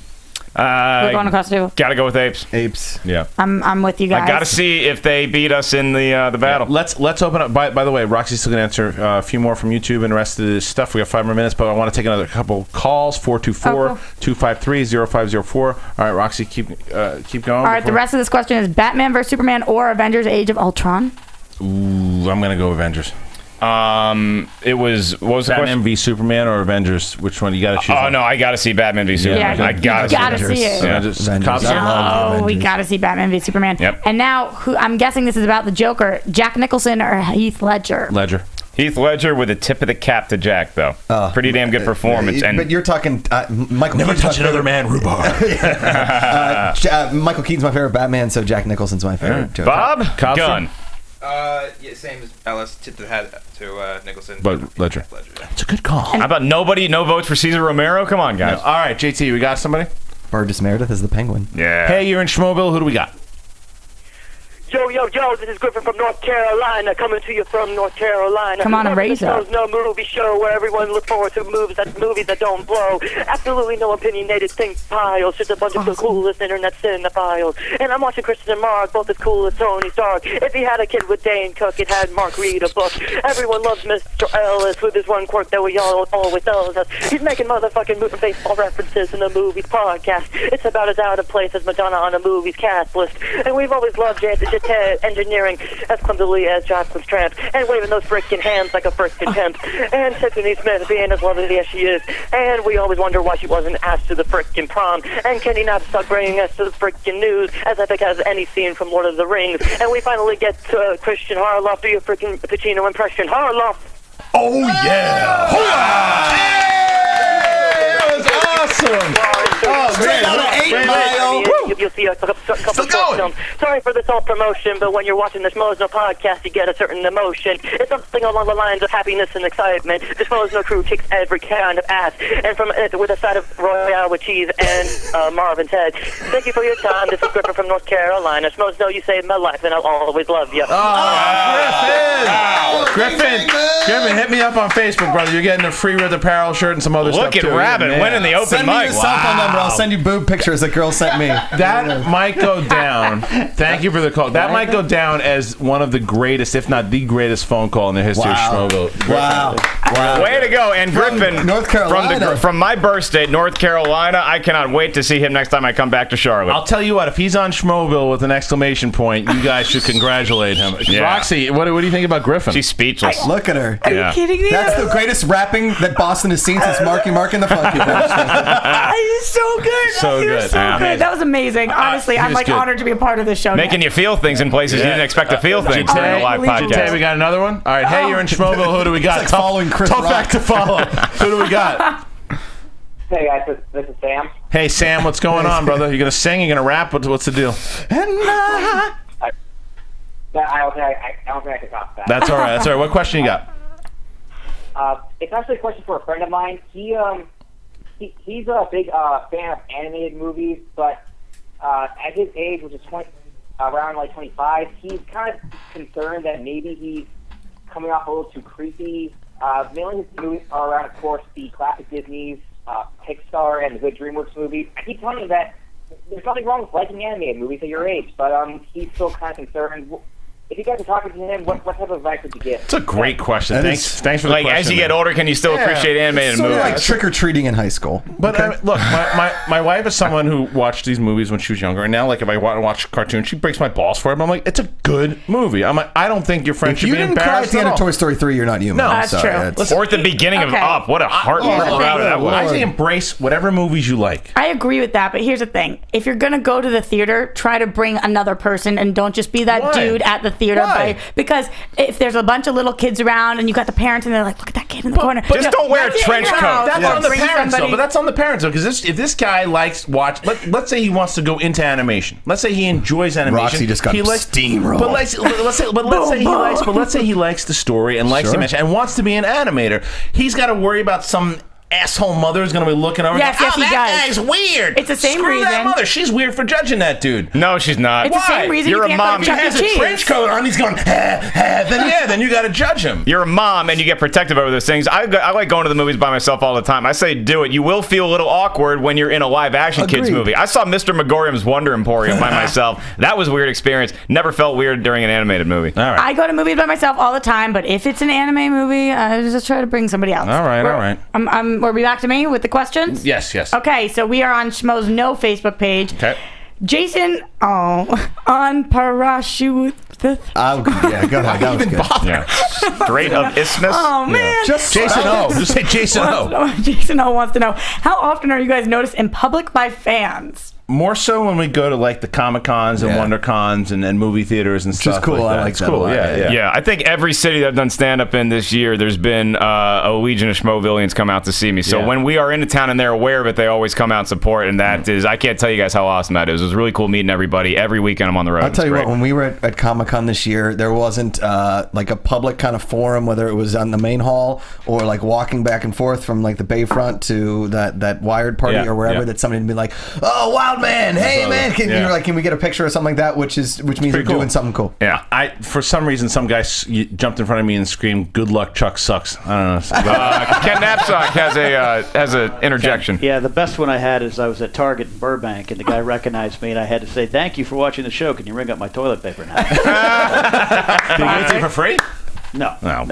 Bastard. All right, Roxy, Pit Boss has one on brewing. Or YouTube? We're on YouTube with Matthew B627, who wants to know. You can't even pronounce numbers either. I'm really blowing this. Who's cooler, Clint Eastwood or Harrison Ford? Harrison Ford. That was quick. I think Clint Eastwood's losing it a little bit. And I like Clint Eastwood a lot. I think he's a cool dude, but Harrison Ford to me is still the ultimate cool. I think Clint Eastwood is better at riding horses, but Harrison Ford's better at flying helicopters. So it's a tough call. Harrison Ford doesn't have issues with chairs. No, he doesn't. So maybe that's a tie. He's aged a little bit more gracefully. Yeah. The Schmo rap needs to be on the main channel, someone wrote. Yeah, really. That's so awesome. good. That's true. I mean, I guess if you're going to go in their prime, I'd probably pick Clint Eastwood. Really? Yeah. In their prime, I might pick Clint, too. Characters they play, obviously, Harrison Ford's got everybody else beat. All right, what's next, Roxy? Okay, we're on Schmoedown Facebook, and Chelsea Lee Lewis wants to know, who is the one celebrity, if you met, you would be speechless around? Man. We've been lucky enough to meet a lot of celebrities and definitely get some butterflies in the stomach when you're around them. But, I mean, I think for me, it'd be Meryl Streep. Meryl Streep, huh? I'm such she's just the queen. The best. She's the queen. Yeah. I mean, are these all celebrities or just in the world of movies? Yeah, I would say. Like, I almost crapped my pants when I met Jerry Rice at Starbucks a few weeks ago. Movies, I probably Harrison Ford's close. Harrison Ford's close. Bo Jackson, yeah. Harrison Ford, yeah. I can't. Schmoes what? I'll say this. I don't think there's anybody in the world of movies that maybe I'm just so comfortable around cinema that I just don't think there's anybody. Nicholson? No. Really? No. Oh, buddy, I think you changed your tune. I think it'd be perfect. I don't know if I can stay here. You're creepy with that. You know what? You know who it might be? It might be somebody like Emma Watson, just because I'm afraid they're going to call the cops. Yeah. 10 points for Gryffindor. Ken, how many we can do? Two more? Yeah, do 2 more. All right, 2 more. Okay, we're on Facebook. Schmoes know. Catal Thomas Coleman wants to know, what's your favorite decade for film? And then their comment was, I think the 70s and 80s had some great and memorable ones. 70s is pretty good. 70s because it started off very film noirish and then hit that stride with the sci-fi and Rocky and. Can I give it like a certain year? Like if it was like 76 to 86? Sure. Yeah, you can Tiger Slam it a little bit. Yeah, that's all right. I would go 69 to 79 then, because then you get Easy Rider and Star Wars in there for one decade. You cannot go away from the 1970s, and it's actually bookended pretty well by George Lucas because you have American Graffiti and I mean it's got so many. The Godfather, Jaws, 70s Rocky. It's pretty tough. Okay, so coming from Schmoedown's Facebook, you guys have been amazing. Sebastian Sierra wants to know, what movies made you guys tear up? Heck, maybe even cry, bursting in tears. Every time. It's the man test. You can answer mine. Yeah. The man test. The Fruitvale Station. Well, Fruitvale Station for sure, but Young at Heart was for you. Oh yeah, my Young at Heart. Young at Heart. Christian cries with old people. I cry with baby elephants. Christian cries at Young at Heart, and I cry every time when Dumbo rubs trunks with his mom for the last time. Oh my God! They because she's been wrongfully imprisoned. She's not supposed to be in prison. And then Dumbo walks up and he's like, "This is the last time I'm going to get to hang out with my mom before they get taken off to the circus." And oh my God, that'll do it to me every time. I think if you're a man and you don't cry at the end of Field of Dreams, you have no heart. That's true. Rudy getting into Notre Dame makes me cry too. My dad, I think, cried during. Was it Rudy? It might have been Rudy. Who cares? All right, let's go. I cried when I found out your dad liked Batman and Robin. Well, we'll do one more. I already told you that mine was hardball. Okay. Yeah, hardball. Yeah, we're doing like all the likes. If people do a lot of likes, you get your comments answered. Love it. Will Lambert from Schmoedown's Facebook wants to know, what's the one movie where you've gotten death threats for saying you don't like it? I'll let Ellis Man of Steel. We did a whole video on with that. The Dark Knight Returns. I know yours. Yours was Days of Future Past. Oh, good Lord. They still kill me on that. Yeah, I think mine was probably Drive. Yeah, I didn't hate Drive. I just didn't love it like everybody else. Okay, we'll do one more. Okay. These aren't Lay's potato chips, We'll do Christian. one more and then we'll go to break. There's a trivia battle. All right, we'll go to break. I think we're ending on a light note from the Schmoes Knows Facebook page. Maria Gopez wants to know, can you, for the love of God, please tell us why, 1, Katie and Kristian broke up, 2, why Bonnie and Kristian broke up, 3, why Katie and Bonnie don't like each other, 4, will they ever be on the show again? I would love to field this question. Is they don't like each other because no women can be friends with another woman for more than 5 minutes at a time. That They both broke up with Kristian because Kristian, while he enjoys having a dalliance with a blonde, his heart belongs in the field of the brunettes, and that's why he married Julia Roberts from 1994. And with that, that's the Q&A section. Thank you very much to Roxy Striar for kicking ass on the Q&A. Josh McCougar, the Wild Man. Now, when we get back, it is round 2, the second matchup of the Ultimate Schmoedown, where my partner in crime, Mark Ellis, goes up against the Beast, the Triceratops father himself, JTE, right after the break.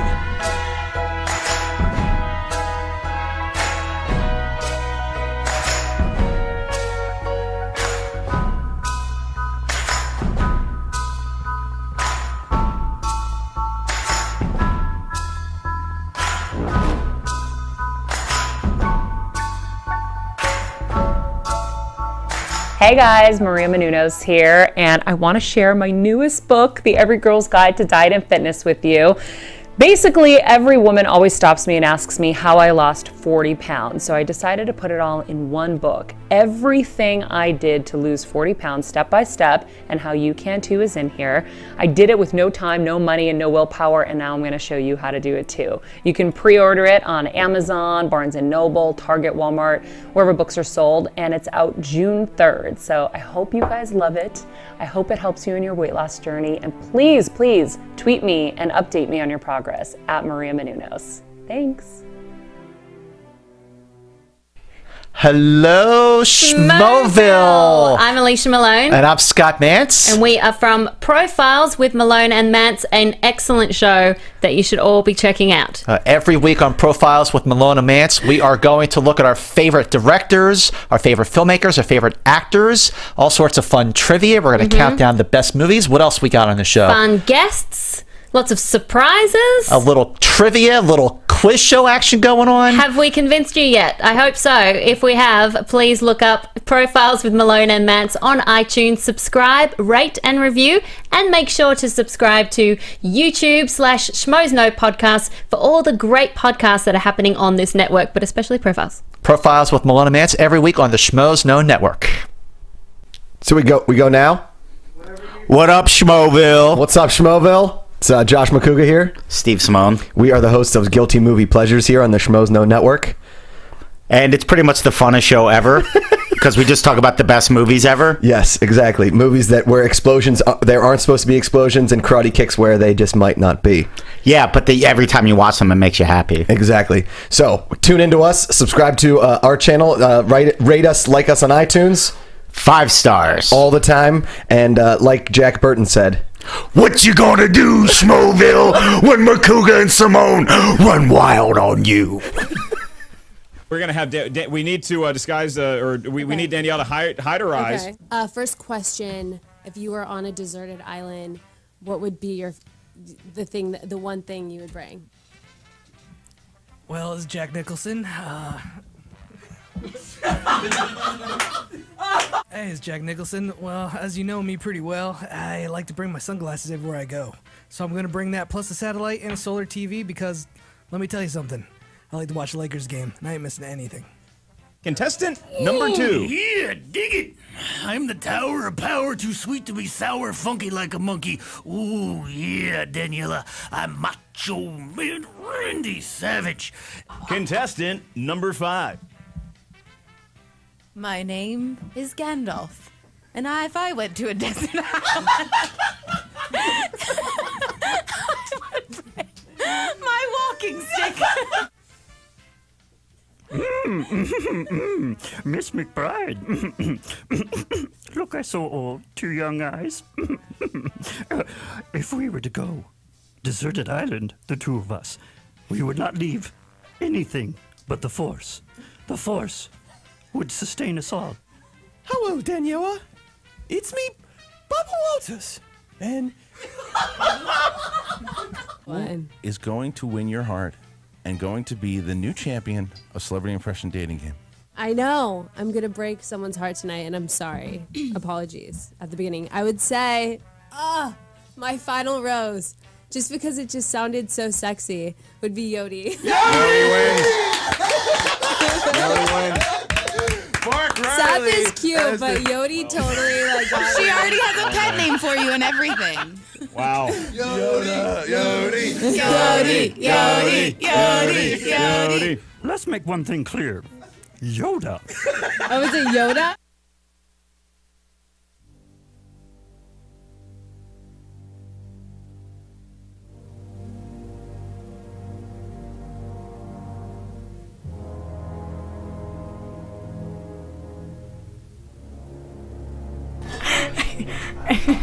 Oh, we're live.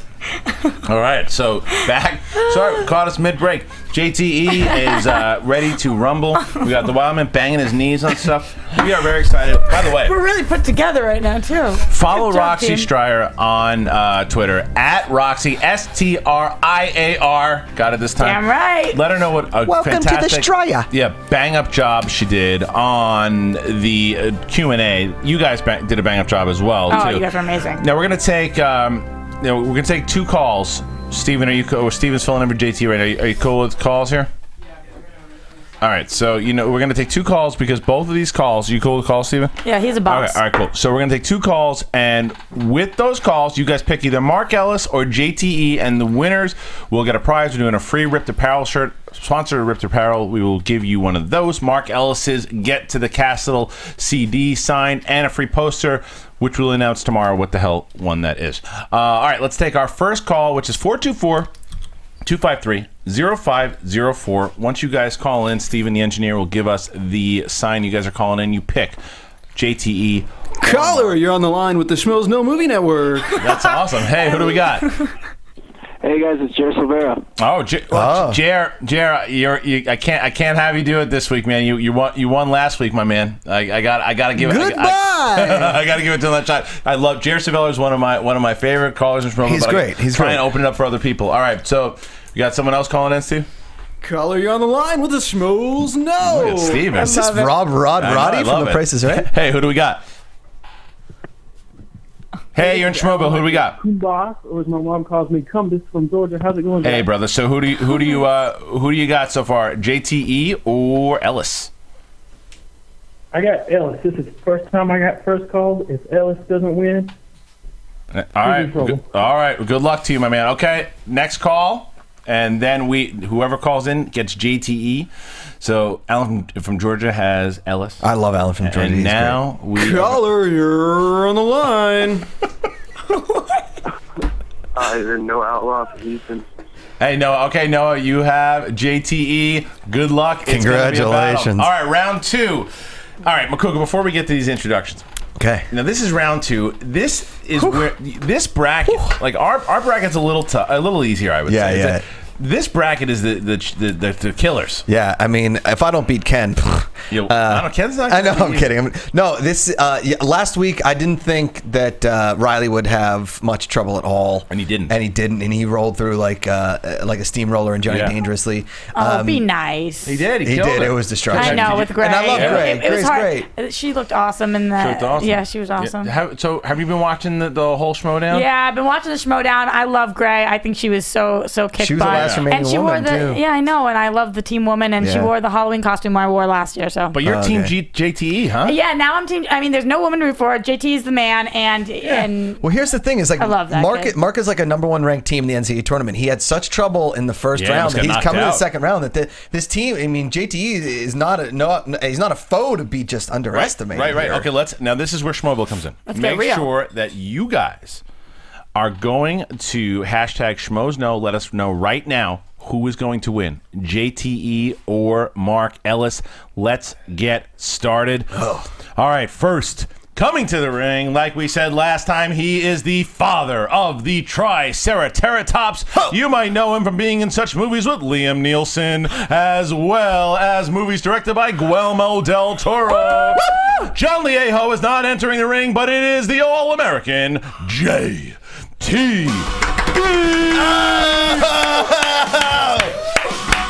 Come on, Bruce. He's taking his time. I like it. Smart. Taking his time this time. Oh, he's back. Same outfit. The same outfit. He doesn't care. The man represents America. it's a good luck charm. He's got it. He's #1. He's right. Oh wow, you know what? You got the stink face on. You don't care. It doesn't matter who he is. Doesn't matter. JTE comes to perform. He is ready to go. You got to give him the credit. If he was the first president of the United States, we'd have never lost a war. Now it's Team USA, Team JTE. I'll tell you what. He doesn't. This is the first contestant to not change his entrance. No. He doesn't need to. Nope. Slow and steady. Listen, you don't need to. When you go to Chili's, you always get the boneless buffalo wings. Okay, you don't switch it up. But your opponent is not someone to be taken lightly. No. He's got no word for us. Co-owner of Schmoedown. He is the first round seed. He is the baby carrots assassin. Please give it up for my partner, the man who started Schmoedown, Mark Ellis. Oh, that was good. Van Halen. What is this slow burn? I feel it. I feel the energy. Nice and slow. Look at this. Where's dun-dun. My heart.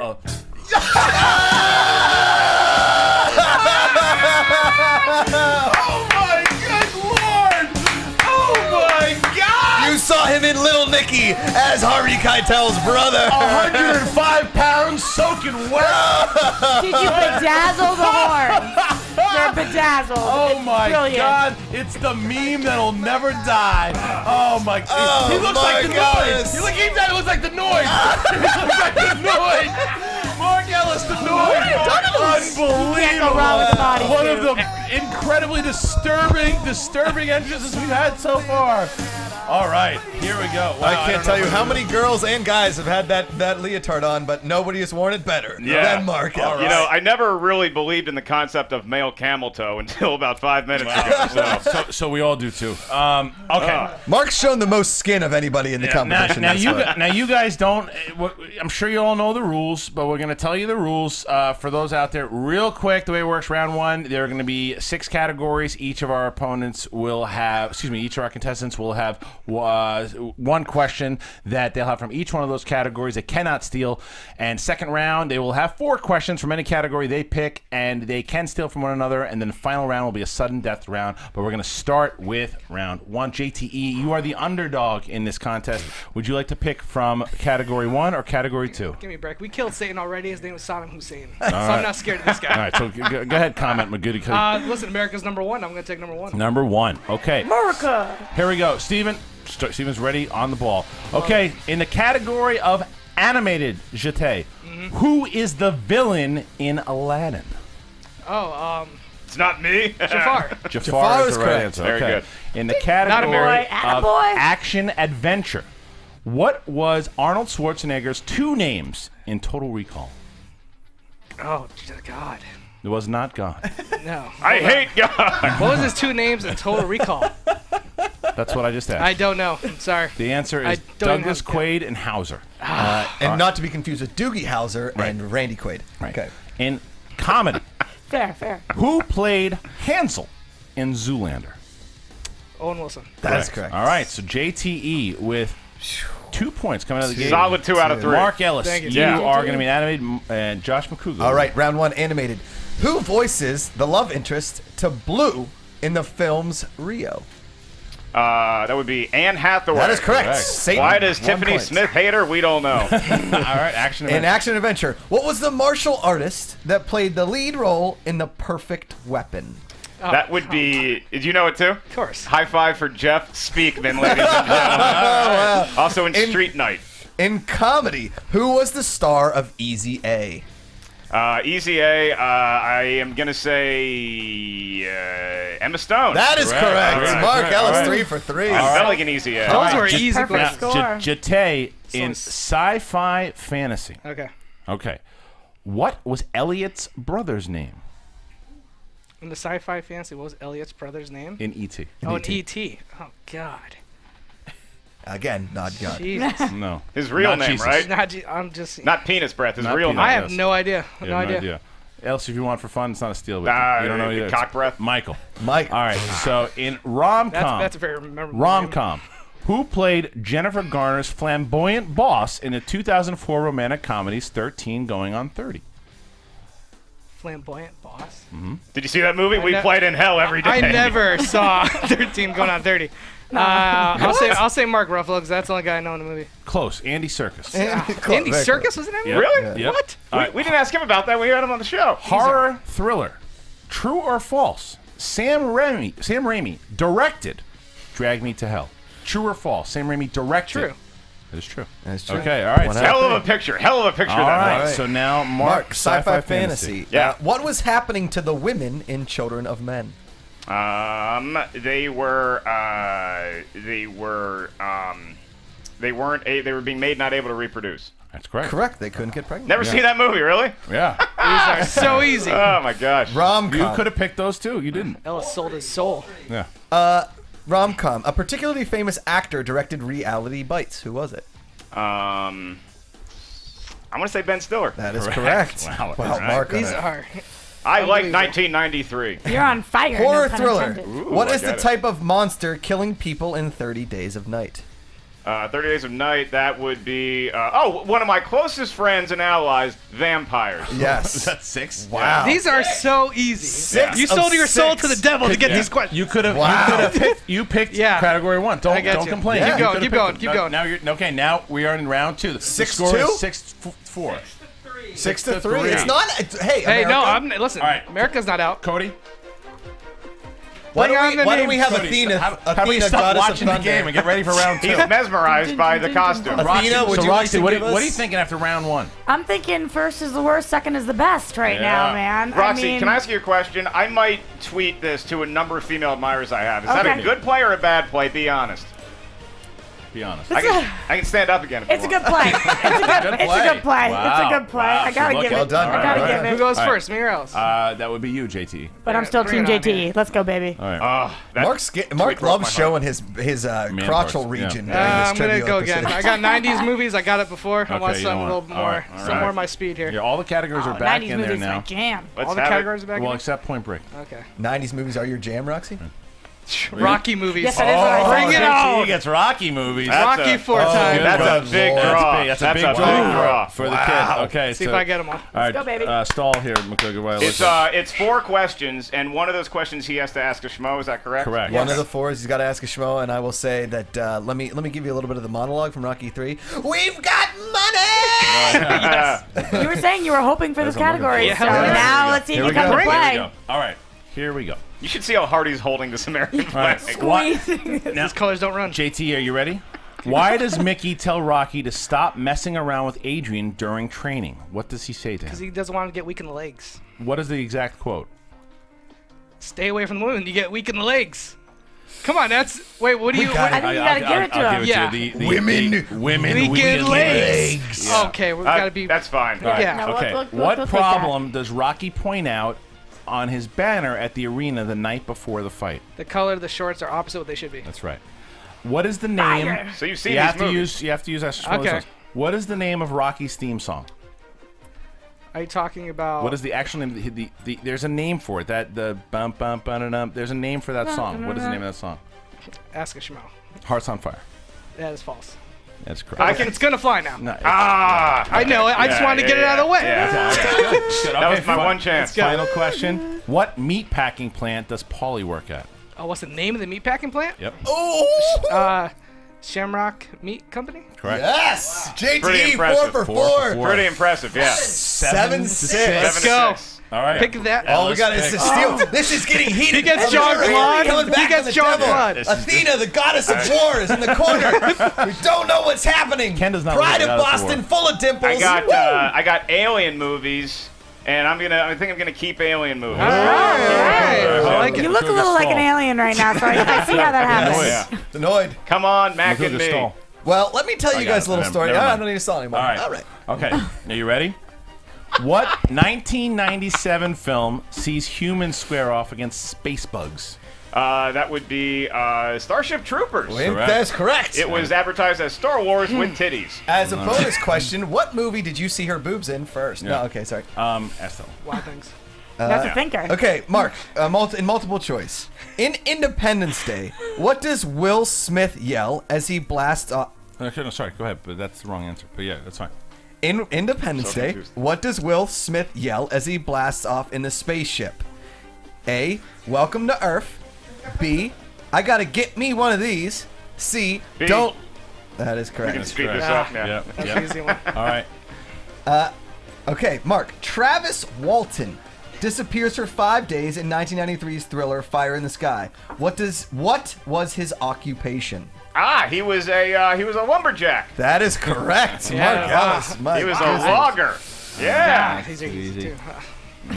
Let's see lumberjack with the devils. Yeah, lumberjack. At the end of E.T., what is E.T.'s closing advice to Elliot? I have to use my Ask a Schmo, so Kristian, what is the answer? Be good. Hey, touch my finger, pal. You got it right. Yeah. All right. So what's the score there? It is. He's perfect. Yeah, we He's both 10. got perfect. 10 to what? 10 to 7. So 10 to right 7. now, Yeah. this is round 3. Bet it all. You got to bet it all. Now what I want you to How guys do you do say here, America does it, Cody. Exactly. give True them, daily give double, JTE the bag, 10 to 7. and let Yeah. JTE pick from which category the final question. Wow, will come this is from. new. All right. I like this wrinkle. It's a round I 2. like this wrinkle. I don't. It's a wrinkle in time, Mark. Yeah. Whatever you pick, Great that's book. where it's going to come from. Coming of age. Coming of age. All right, coming of age. Let's see. If you guys want me to bide some time. Yep. So last week, me and a certain lady were hanging out. All right. Okay, there we go. All right. All right, here And we where's go. that going? Okay. All right. Now. Okay. So wait, do we bet first? You bet first. All right. Bet first. Coming of age movies. This is tough. Oh, no, he's betting. How many points do you have? I 7? got 7 points. Okay. Are you waiting right. for him to bet, JT? Is that Yeah, we're not gonna go till he bets. Go ahead.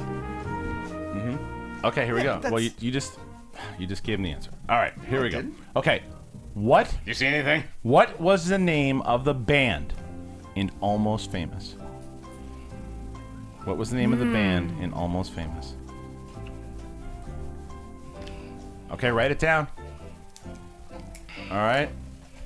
Okay, JTE, you how many points? 7, obviously. And what did you say? Do I have to go first? Yes.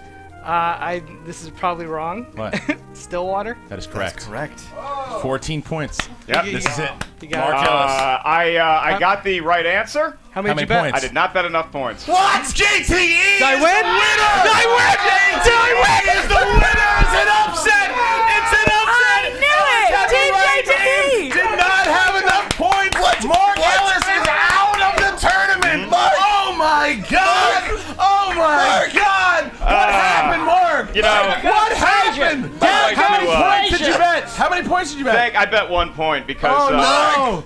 I want to explain myself a little bit here. Please. What a devil does that? Oh my First goodness. of all, we get literally millions and millions of souls walking through my gates each and every day. Oh my god. It's a very stressful job. If that wasn't enough, my strategy going into the final round was not that I wouldn't get the question right. It was that idiot boy over here was going to blow it.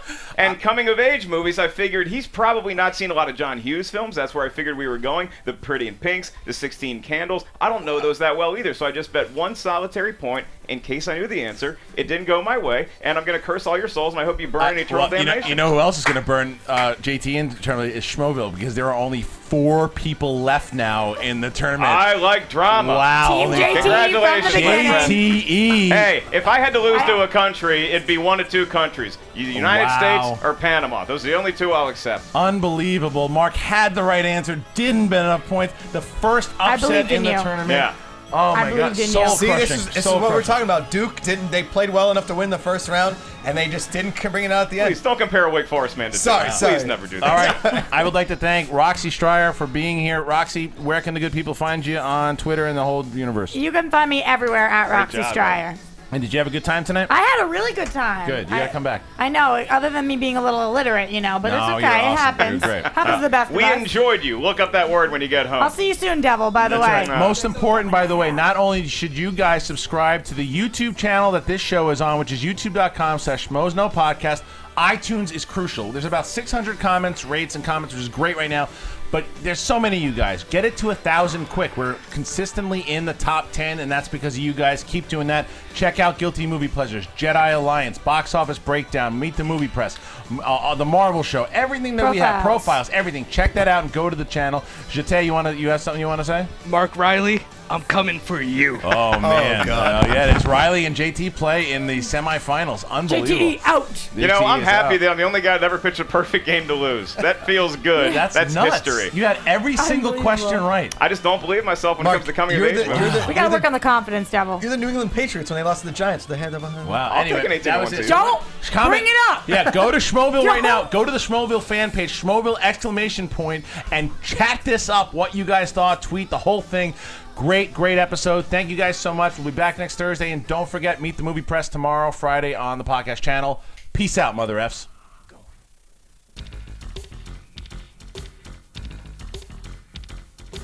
Producers Kristian Harloff, Mark Ellis, and the entire Schmoes Know crew. We'd like to thank you for listening to the Schmoes Know Movie Show. Promotional consideration provided by the following: Magic Hat Brewing Company, Ripped Apparel, and schmoesknow.com. Special thanks to Kevin Undergaro and Maria Menounos, the author of Every Girl's Guide to Diet and Fitness in stores now, as well as the entire AfterBuzz TV Network crew. To watch or listen to other Schmoes episodes, get movie news, and join the conversation, be sure to visit schmoesknow.com.